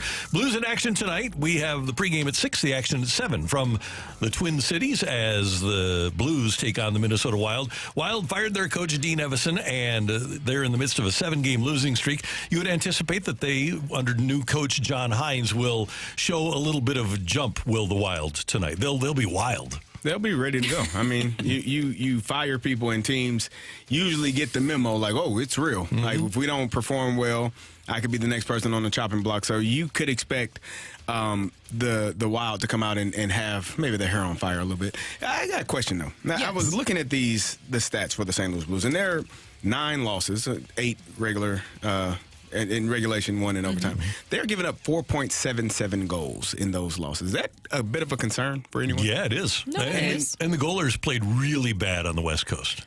I think the whole team. Yeah. To a degree, just not. I remember I texted you. I said, you might want to let them know they're on the West Coast as road trip started. And they got down 5-1, 5 to. It was like, whoa, what's going on here? That's a bit of a concern for me.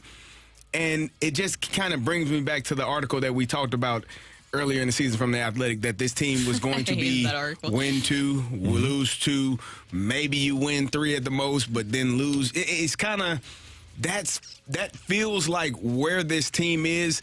We had JK on earlier talking about Verona not giving great effort. You got Jordan Kyrou being moved down to the third line. There are a lot of, in my opinion, concerns about just effort every single night. Yep. And that should never, man, you are a professional athlete. It is your job. I say this all the time.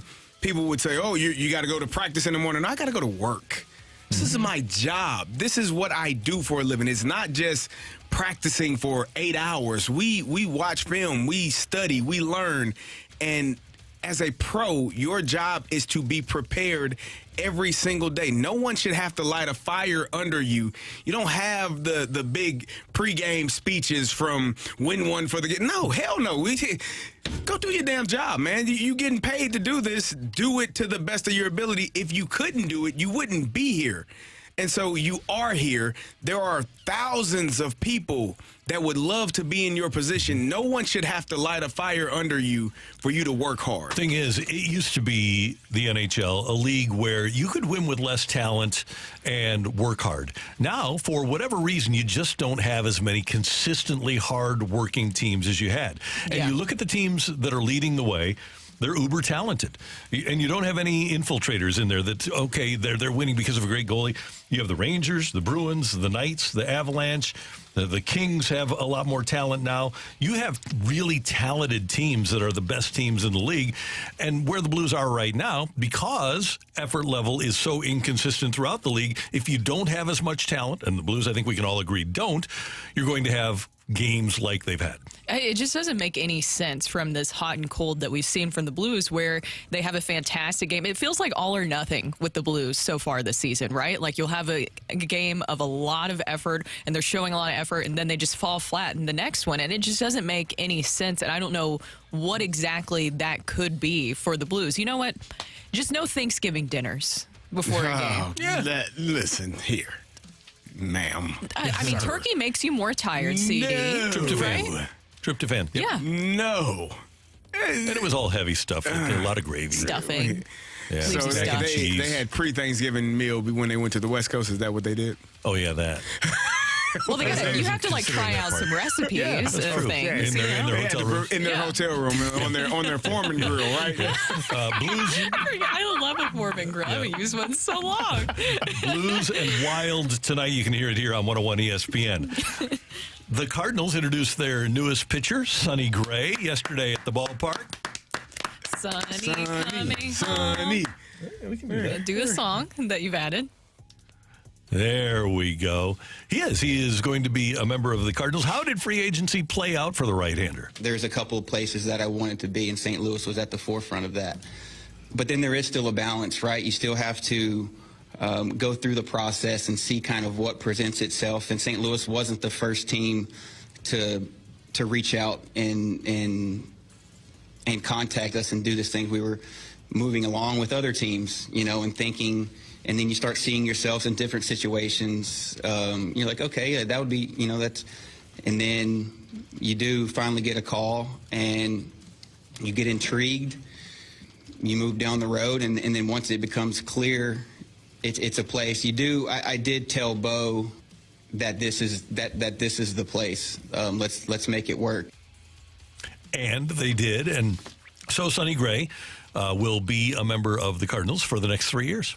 There you go. Vandy boy coming here to St. Louis. I think that I really liked his press conference yesterday. I don't know if you guys listened to the full thing, but he also kind of poked fun where he said, I'm kind of a rambler a little bit. So when we were talking about nicknames earlier, his nickname is Pickles. What about the Tennessee Rambler? And I mean that in a positive way. Is that making fun? Because he even said it himself. I'm a Rambler? Tennessee Rambler? What about Tennessee Rambler? I could see that.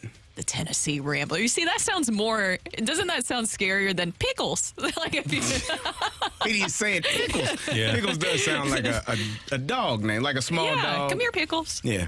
Yeah. Tennessee Rambler. Here comes to the mound, Pickles. Or here comes to the mound from Smyrna, Tennessee, the Tennessee Rambler. I can see that. You see? I like it. Yep. There you go. Okay. I'm okay with that. I like that. Tennessee Rambler it is. Mm-hmm. We come up with nicknames here. That's exactly why I was working so hard on that. Yeah. Because we are a nickname factory over here. A couple of other notes for you this morning. The Red Wings are going to sign Patrick Kane. So he moves from Chicago to the Rangers at the end of last year, was dealing with an injury, and now is ready to come back, and he's going to join David Perron as a member of the Detroit Red Wings. Who would have ever thought that those two would wind up on the same team together? With as much as the Blues and Blackhawks hated each other, and they go to a place where both fan bases hate the Red Wings, and they're going to land there. So that'll be an interesting combo there. That will be. And last night you had the Monday Night Football and the Bears. Well, kind of. You had Monday night. I don't know if you put football on it. Okay. We did have Monday night. But after the game, after the Vikings lost 12-10, Kevin O'Connell, the head coach of the Vikings, would not commit to Joshua Dobbs being the Vikings quarterback going forward. So it might be that Jaron Hall, the rookie, gets an opportunity after coming back from a concussion. They also have Nick Mullins on their roster. That strikes fear in every opponent. Mm-hmm. I don't know, man. I think Joshua Dobbs has played well. Last night was a not a great performance. Again, a couple of those passes were tipped, should have been caught by his receivers, but he did lead the team down to score the go-ahead touchdown. That last drive that they had, that he was able to catch Hockenson for the touchdown. That was a good drive for them. And then their defense just couldn't stop the Bears from going down and getting in field goal range. It wasn't a great game on either side, though. No, it was just. There were two teams playing football, but they weren't playing at an elite level. And so, the Bears kicked 4 field goals, and they won the game, 12-10. It is what it is. And they missed another one. Yeah, that game should have been shut down. Man, when Justin Fields fumbled for the second time, all right, guys, you know what? It doesn't matter who wins at this point. Let's just end the game. We don't need to continue to watch. Mercy rule for all the fans. For everyone in attendance.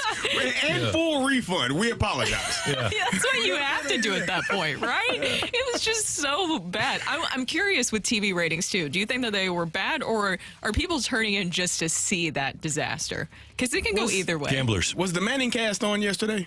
I don't believe so. Was it? See, that's when you have to have the Manning cast. When you have a terrible game, then you flip over to the Manning cast and you watch them, because they are interesting and intriguing. Mm-hmm.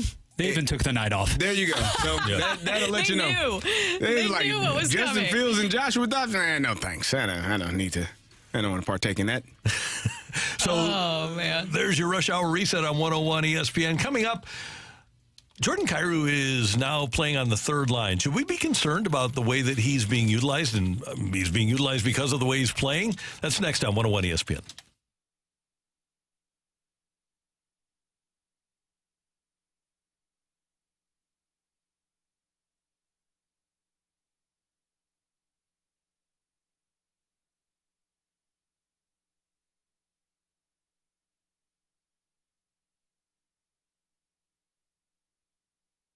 All right, kids, you felt how cold it was this morning when you walked out to the car, and those brisk mornings and cold evenings are here to stay.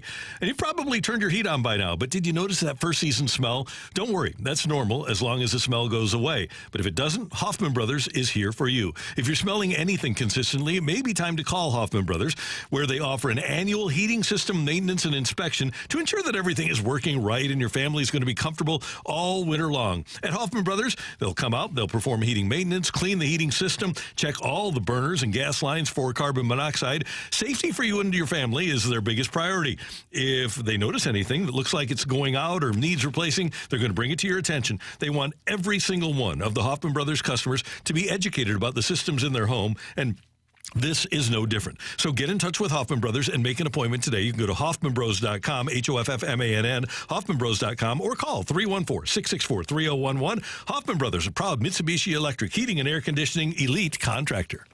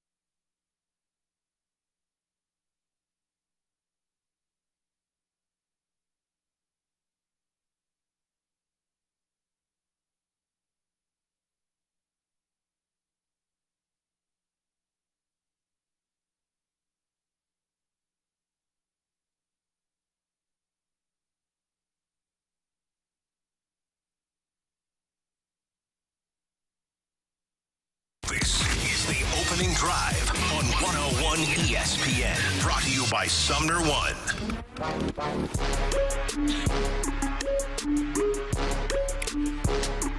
The Blues and the Wild tonight, 6 o'clock pregame, 7 o'clock faceoff here on 101 ESPN. Jordan Kyrou started the season on the top line with Robert Thomas and Pavel Buchnevich.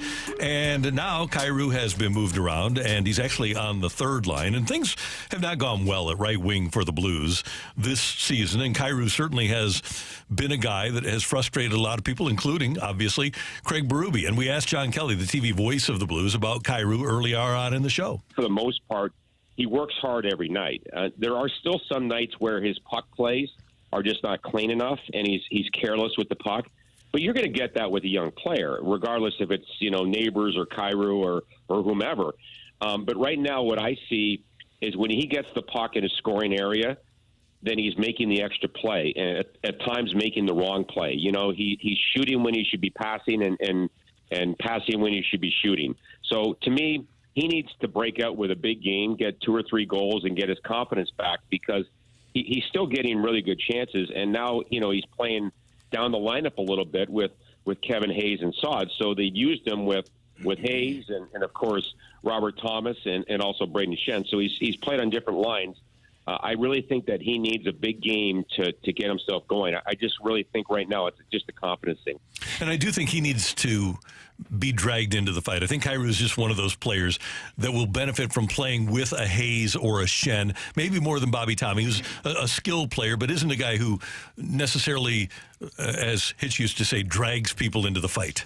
Yeah, but he did sign that big contract. And so I think that that's what is maybe the more frustrating part. Now, when it comes to he's stepping up his defensive responsibilities this season, he has worked on that. But I don't like that it has come at a cost with his offensive stuff that we're used to seeing. I mean, he scored 37 goals last season. You mentioned earlier he's on pace for what? 16 goals right now. And now, I know. I think he's been stopped on 5 different breakaways this year. It feels like you keep seeing it happen over and over again. And you also have this relationship that he obviously has with Craig Berube, where maybe they don't see eye to eye, or maybe Berube is moving him around to elicit more of a response from Jordan Kyrou. I don't want to see the guy that you're paying, what was it, 8 years, $65 million? Yep. Okay, 8 years, $65 million on the third line. Now, do I think that he will stay there forever? No, but Robert Thomas hasn't been moved down, and he's also getting that big contract. I think that's just my concern and frustrating part is this is the year of the big contract really kicking in money-wise, and so I was expecting maybe a little bit more, or at least for him to get back to what we've seen, if not top that. One thing that I've learned over watching a lot of sports is that money never makes players better.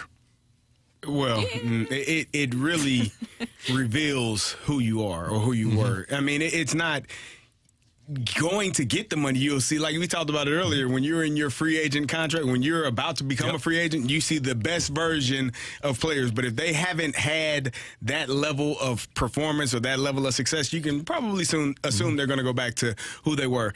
With Kyrou, he's getting paid. When you're one of the top paid players on a team, you have to perform in that manner. And whatever your role is, if it's to be the Draymond Green and choke people out, then you get paid to do that. That's your job. Nobody complains. But if it's to score goals and to be impactful in that part of the game, then you have to do that. And if he's not doing that, you're really hampering your team, because you're getting paid a lot of money, and that money is not allocated anywhere else. It's allocated to you to be this type of player. Now you have to go out there and be that type of player. Here's the thing with Kyrou, because he's got such extraordinary skill. Would it surprise anybody in here if he would finish with 37 goals this year? No.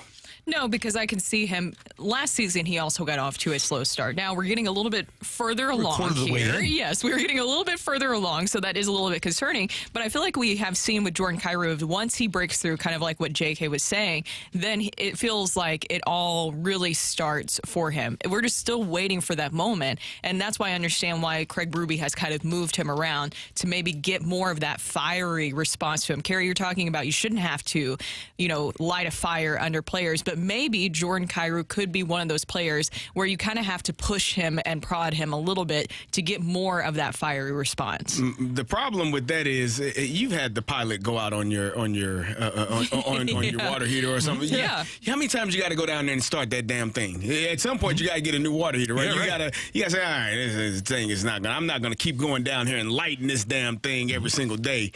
You have to be a self-starter. You have to be a guy that does not have to have someone light your pilot every single day or every fifth day. If someone has to do that, you are going to have a hard time sustaining success in any sport at any level. You have to wake up every day with the mindset, I want to be this type of player, this type of person. If someone has to drag you into the fight, you probably aren't going to be fighting as hard as the people that brought you there. So hopefully something internally inside of him says, you know what, I don't like being demoted. I don't like the feeling of people discussing me in this manner. I'm too damn good to actually be talked about like that. Who the hell are they? Okay, here we go. And this is a problem, I think, in all sports now because the money is so big for young players. You evaluate and pay them and give them the big money contract based upon their physical attributes, hoping that at the age of 23, they'll grow into what you think they're going to be emotionally and competitively. Sometimes it just doesn't happen. Now, to Jordan Kyrou's credit, he has played both ends of the ice. He's played a better 200-foot game this year, and he is a couple of snake-bitten stops on breakaways from being on pace for 16, being on pace for like 24. So I think it's just hopefully a matter of him starting to get the puck to go in the net. And sometimes luck does play a role in hockey and a guy being able to score goals. Hopefully it catches fire here. Quick question for you guys. Do you think that we keep talking about Craig Berube style players? Like I think Jake Neighbors is a Craig Berube style player. I think that Oscar Sundqvist is a Craig Berube style player. Do you think Jordan Kyrou is a Craig Berube style player? No. I don't think Jakub Vrana is either. And that's what I was also going to follow up with, because you have all this situation going on, whatever's going on behind the scenes where Berube feels like he's not giving his full effort. It feels like you see two guys who are obviously very talented goal scorers, but there's some disconnect there. The disconnect is I think when you talk about Craig Berube style player, for me, what I see from Chief is a guy that he wants guys that are naturally aggressive in terms of willing to fight. You don't. When I say not aggressive, not fighting someone or punching people in the face. Although that is okay as well.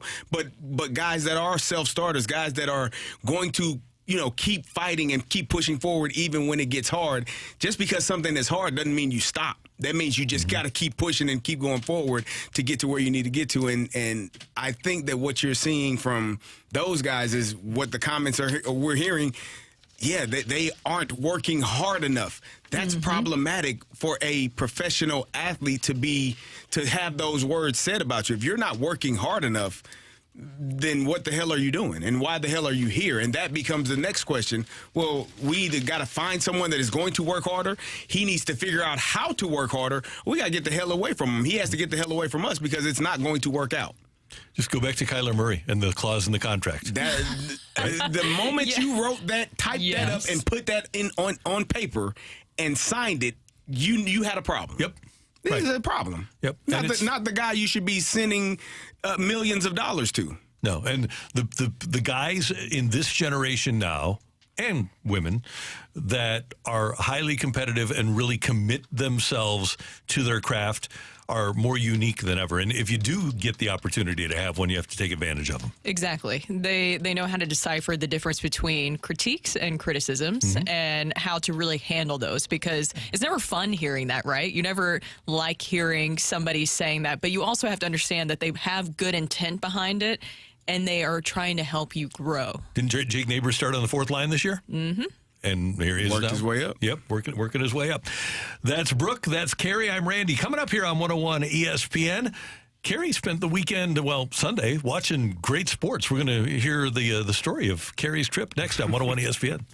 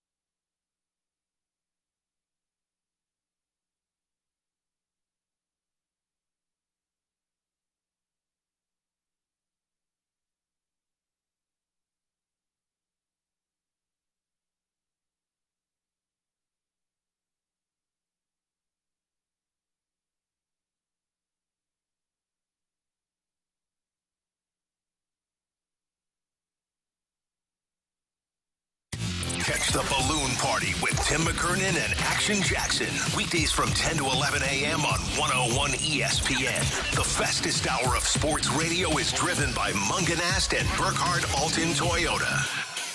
101 ESPN Sports Center.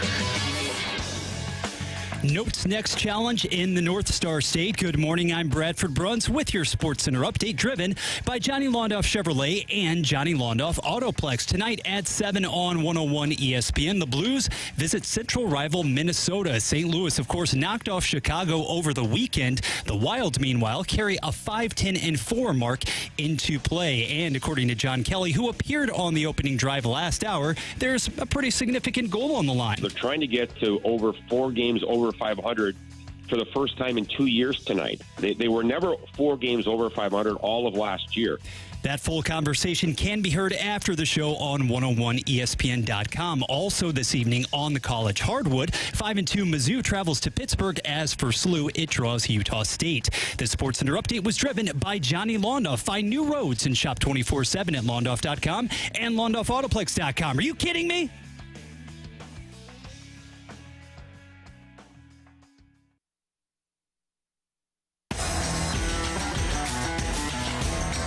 All right, one thing we do as sports people is take sports trips. Like every vacation has to include some sports, right? Whether it's going to games or playing golf or doing something involving sports. Well, CD had that over the course of the Thanksgiving weekends. Congratulations, first of all. I'm being a right-thinking kind of guy. Yeah, I thought about it. I knew that I had, a few days off. I wasn't going to be here on Monday. And I was like, you know what?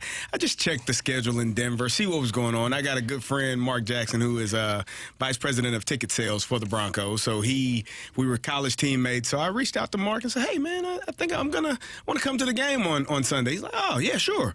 And I just was, scrolling the internet, and I said, oh, who are the Nuggets playing on Sunday? And lo and behold, they're playing Victor Wembanyama and the San Antonio Spurs. And I said, well, I can't miss that opportunity. So the Broncos game started at 2 o'clock Mountain Time, so went to that game. And then the Nuggets game started at 6 o'clock Mountain Time, which gave me more than enough time to watch the Broncos beat up on the Browns, and then head over to watch the Nuggets really dismantle the San Antonio Spurs. It was pretty bad. I left with about 6 minutes left in the fourth quarter. That bad? Yeah, they were about 20 at one point. I was like, Victor was sitting on the bench. You had a few fans upset because Pop didn't put Victor back in the game.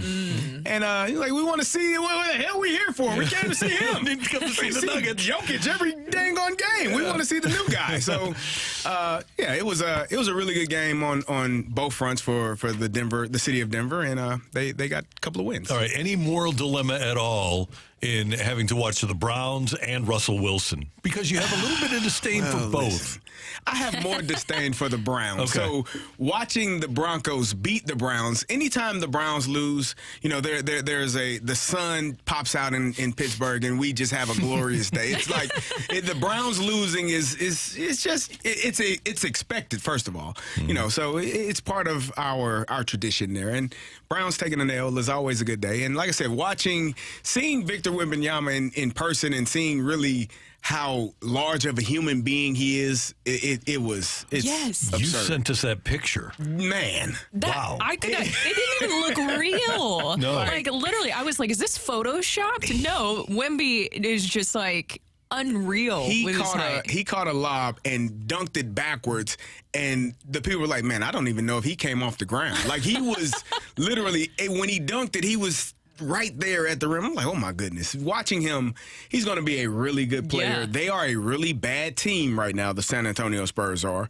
But he's going to be a really good player for a long time in this league. Yeah. Well, it sounds like you had a lot of fun. Be honest now. How much coffee did you have to get you through all that? Listen, I had a couple of cups when I got there. So 15-minute power naps I really strongly encourage, because they are a necessity. You only need 15 to 20 minutes. I got 15 minutes. I popped up. I was ready to go before the Broncos game, came back, sat down and relaxed for a few minutes. My friend stays downtown, so he's literally walking distance to, Ball Arena where the Nuggets play. So yes. we it was pretty cool. That sounds like a lot of fun. Yeah. I'm glad that you had a lot of fun like that. I had a good time, and I finished it at a wonderful establishment at night. So, it was a really good night. What was the establishment? It was just a place where people frequent from time to time. Yeah, it's Shotgun Willie's.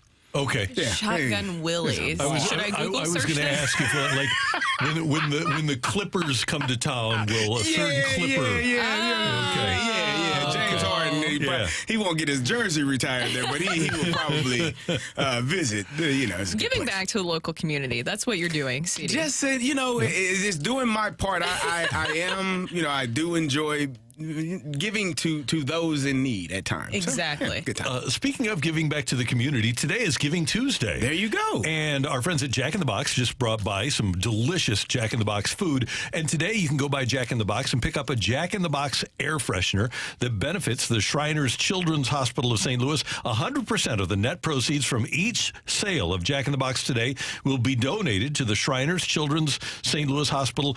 Thanks for your support, and thanks to our friends at Jack in the Box. Head on by and stop by. I just had a bite of the burger, too. I haven't had, just kidding. I was going to say I haven't had Jack in the Box in a while. We had it but then we had it a couple weeks ago. They had some red tacos. Oh, the tacos, guys. Jack in the Box tacos are my absolute favorite. Growing up, my dad and I would always go to Jack in the Box. We would get the tacos, a burger, and a milkshake. Those are my favorite things from Jack in the Box. Good time. I used to get that ultimate cheeseburger. It was like 2 patties and 4 different kinds of cheese. A lot. Oh, that helped me go from 220 to 270 because I would do it. There was a Jack in the Box right outside of Rams Park. I don't know if it's still there. You can text in if it's still there. But so that was like I would leave Rams Park after, because they practiced in the morning, and I would leave at about 1 and head downtown, and I had to stop by Jack in the Box, and that was my lunch, was the same thing. I had the shake, the fries, and the ultimate cheeseburger. I found out subsequently, but that wasn't very good for me. It's by the McDonald's, right? The gas station McDonald's combo, and you have Jack in the Box. Yeah, well, Jack in the Box is on the other side of the street. Yeah, it's around. Across the Earth City Expressway. I didn't get much Jack in the Box. At 2-3 in the morning was my, those tacos they're just delightful. So one of late night. If you're a youngin' or if you haven't been around town, one of the fun stories of St. Louis Rams history is when Jeff Fisher hired Rob Ryan, Rex's brother, as his defensive coordinator. And Rob was there for about a week and saw what the situation was and walked into Fisher's office, literally dropped his keys on his desk and said, "I'm out." And people that were upstairs at Rams Park see Rob Ryan walking across the street to McDonald's, coming back with a McDonald's bag and coffee, hopping in his car and leaving, never to be seen again. That's awesome. Oh, Never coached a game. He was only there for a week or so. I had a teammate that we were going to practice, and he was walking to McDonald's. He's like, "Hey, man, where you going?" "I'm going to McDonald's," and never saw him again either. Oh, that's the way That it kind of works. sounds ominous and scary. I don't like that. Yeah, well, he said, "I'm not doing this." Did you have a McDonald's near the facility? I wonder if this is a McDonald's thing near we NFL had, facilities. It was called the Illini Orange. So it was Illinois, okay. Yeah, it was in the building where any of your pro stops have a fast food restaurant within walking distance? Pittsburgh, no, it's McDonald's. No. Yeah. Atlanta was so far out from everything else in the world. It was like its own place. Probably Indianapolis had, and Tampa was right in the centrally located. Okay. So yeah. But no, Pittsburgh. I kind of miss Tampa. Tampa would be a good place for Mizzou to play a bowl game. Ooh. They aren't going to, but no. Tampa's a great city, man. It's great. But you like Atlanta too, don't you? Atlanta is a great city. And so, when Mizzou plays in Atlanta, for their bowl game. You know what? Holler at me. Let's make something happen. I can come down there and watch a game. There we go. So that's Carey's Denver Day. Coming up, we've got Rocc and Roll, but Rocc isn't here, so it's going to be Brook and Roll. Oh. Coming up. The Grimm Report. No. Oh, I like that a lot. Yes. That's next on 101 ESPN.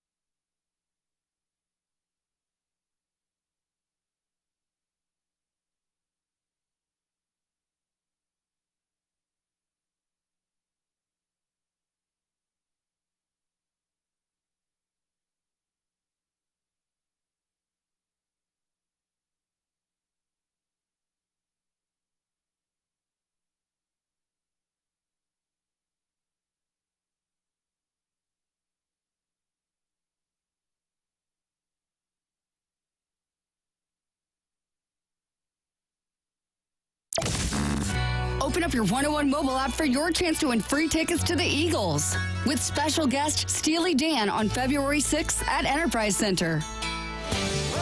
Don't miss the Long Goodbye Final Tour with the Eagles.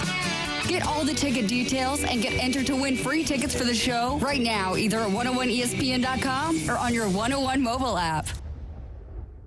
This is the opening drive on 101 ESPN. Brought to you by Sumner One. I want to rock. Need an end roll.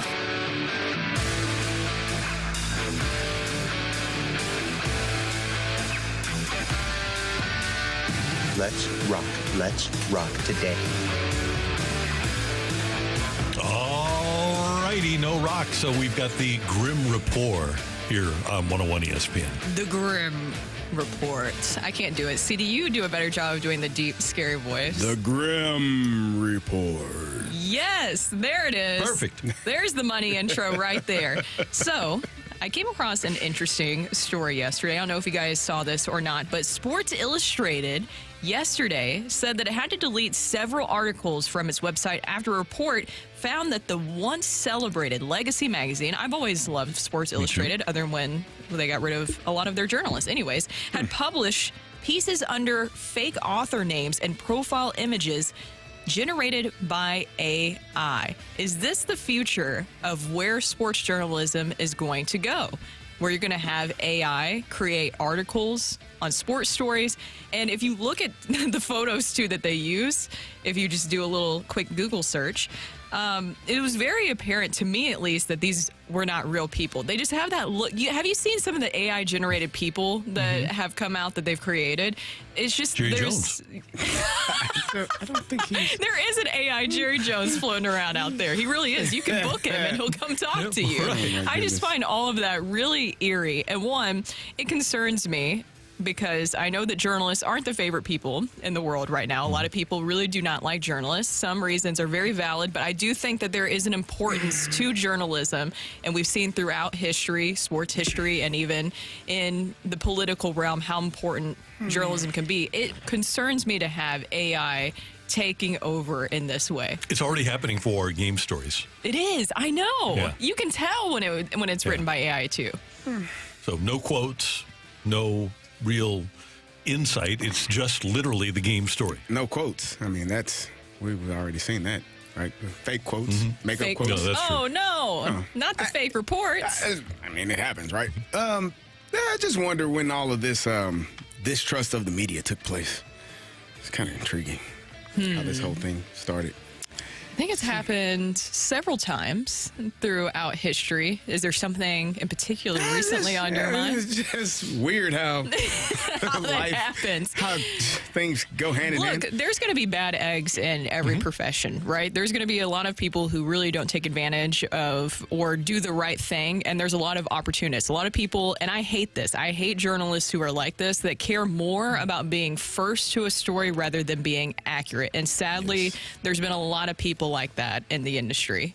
It's unfortunate. I mean, it really does a disservice, and it's hard to trust things when things are not being done correctly or accurately or truthfully. And especially for something as iconic as Sports Illustrated, right? Because we all grew up with Sports Illustrated being as great as it was. Writers. The best writers. Yes. The photos were unbelievable. And now the photos apparently are AI generated from of at least their people, not of the games. But yeah, Sports Illustrated was a must get every week, and it was a big deal for your town to be on the Sports Illustrated cover. I still have two.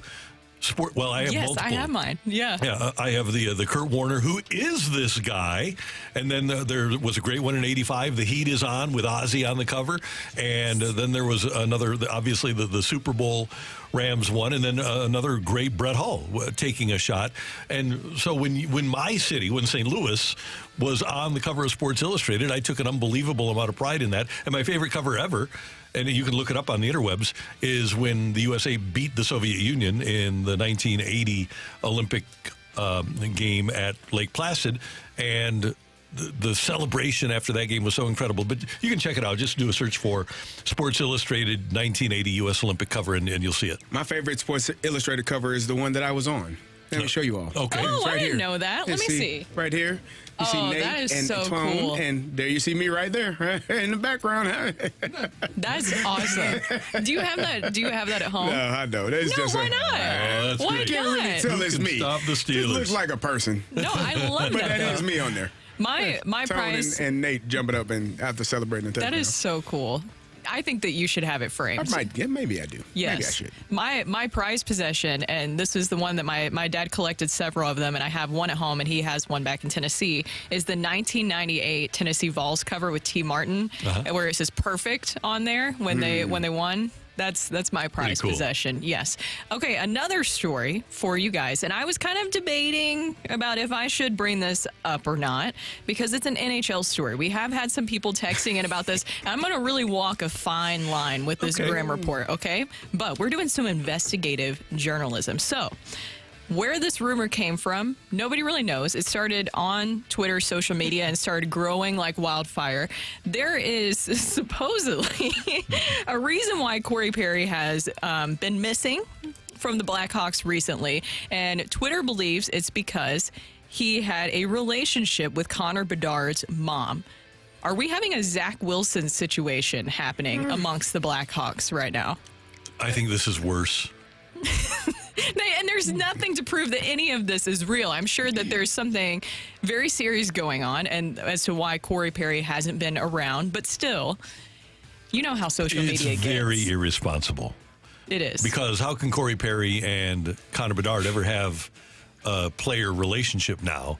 If that's what happened. Or if it didn't. I mean, Connor Bedard's always going to think about it. But if it didn't know the happen, truth, then yes. I mean, hopefully that's not what took place. But, it is. If it is, there's one way to fracture a locker room. We had it here, and it wasn't a mother, but it was the... Randy, it happens more than people think. Yeah, but Brendan Janian is still married to Craig Janney's ex-wife. And they were best friends and line mates. That's not okay. I mean, you had the Tony Parker and which was the Barry. Drew Barry? Yep. Or John Barry, right? John Barry. John Barry. Who's Drew Barry? Drew Barrymore? Is Drew Barrymore. Drew Barrymore. John Barry. Yeah, it happens in hockey all the time. And wasn't there one where it was a coach with a player's significant other? I think somewhere recently. Yeah. It happens. CD, have you heard that story before? What story? No, I don't know. I've heard into your stories. CD, give us just a snippet of one story. No? Okay. Things happen. It's unfortunate, and you probably shouldn't mess with a teammate or a coach or a player or a kerfuffle, if you will. Yeah, that would cause a kerfuffle. If you want to ruin a season, just do that. That'll ruin it for you. Oh, hey. That has happened. Going down the wrong way quickly.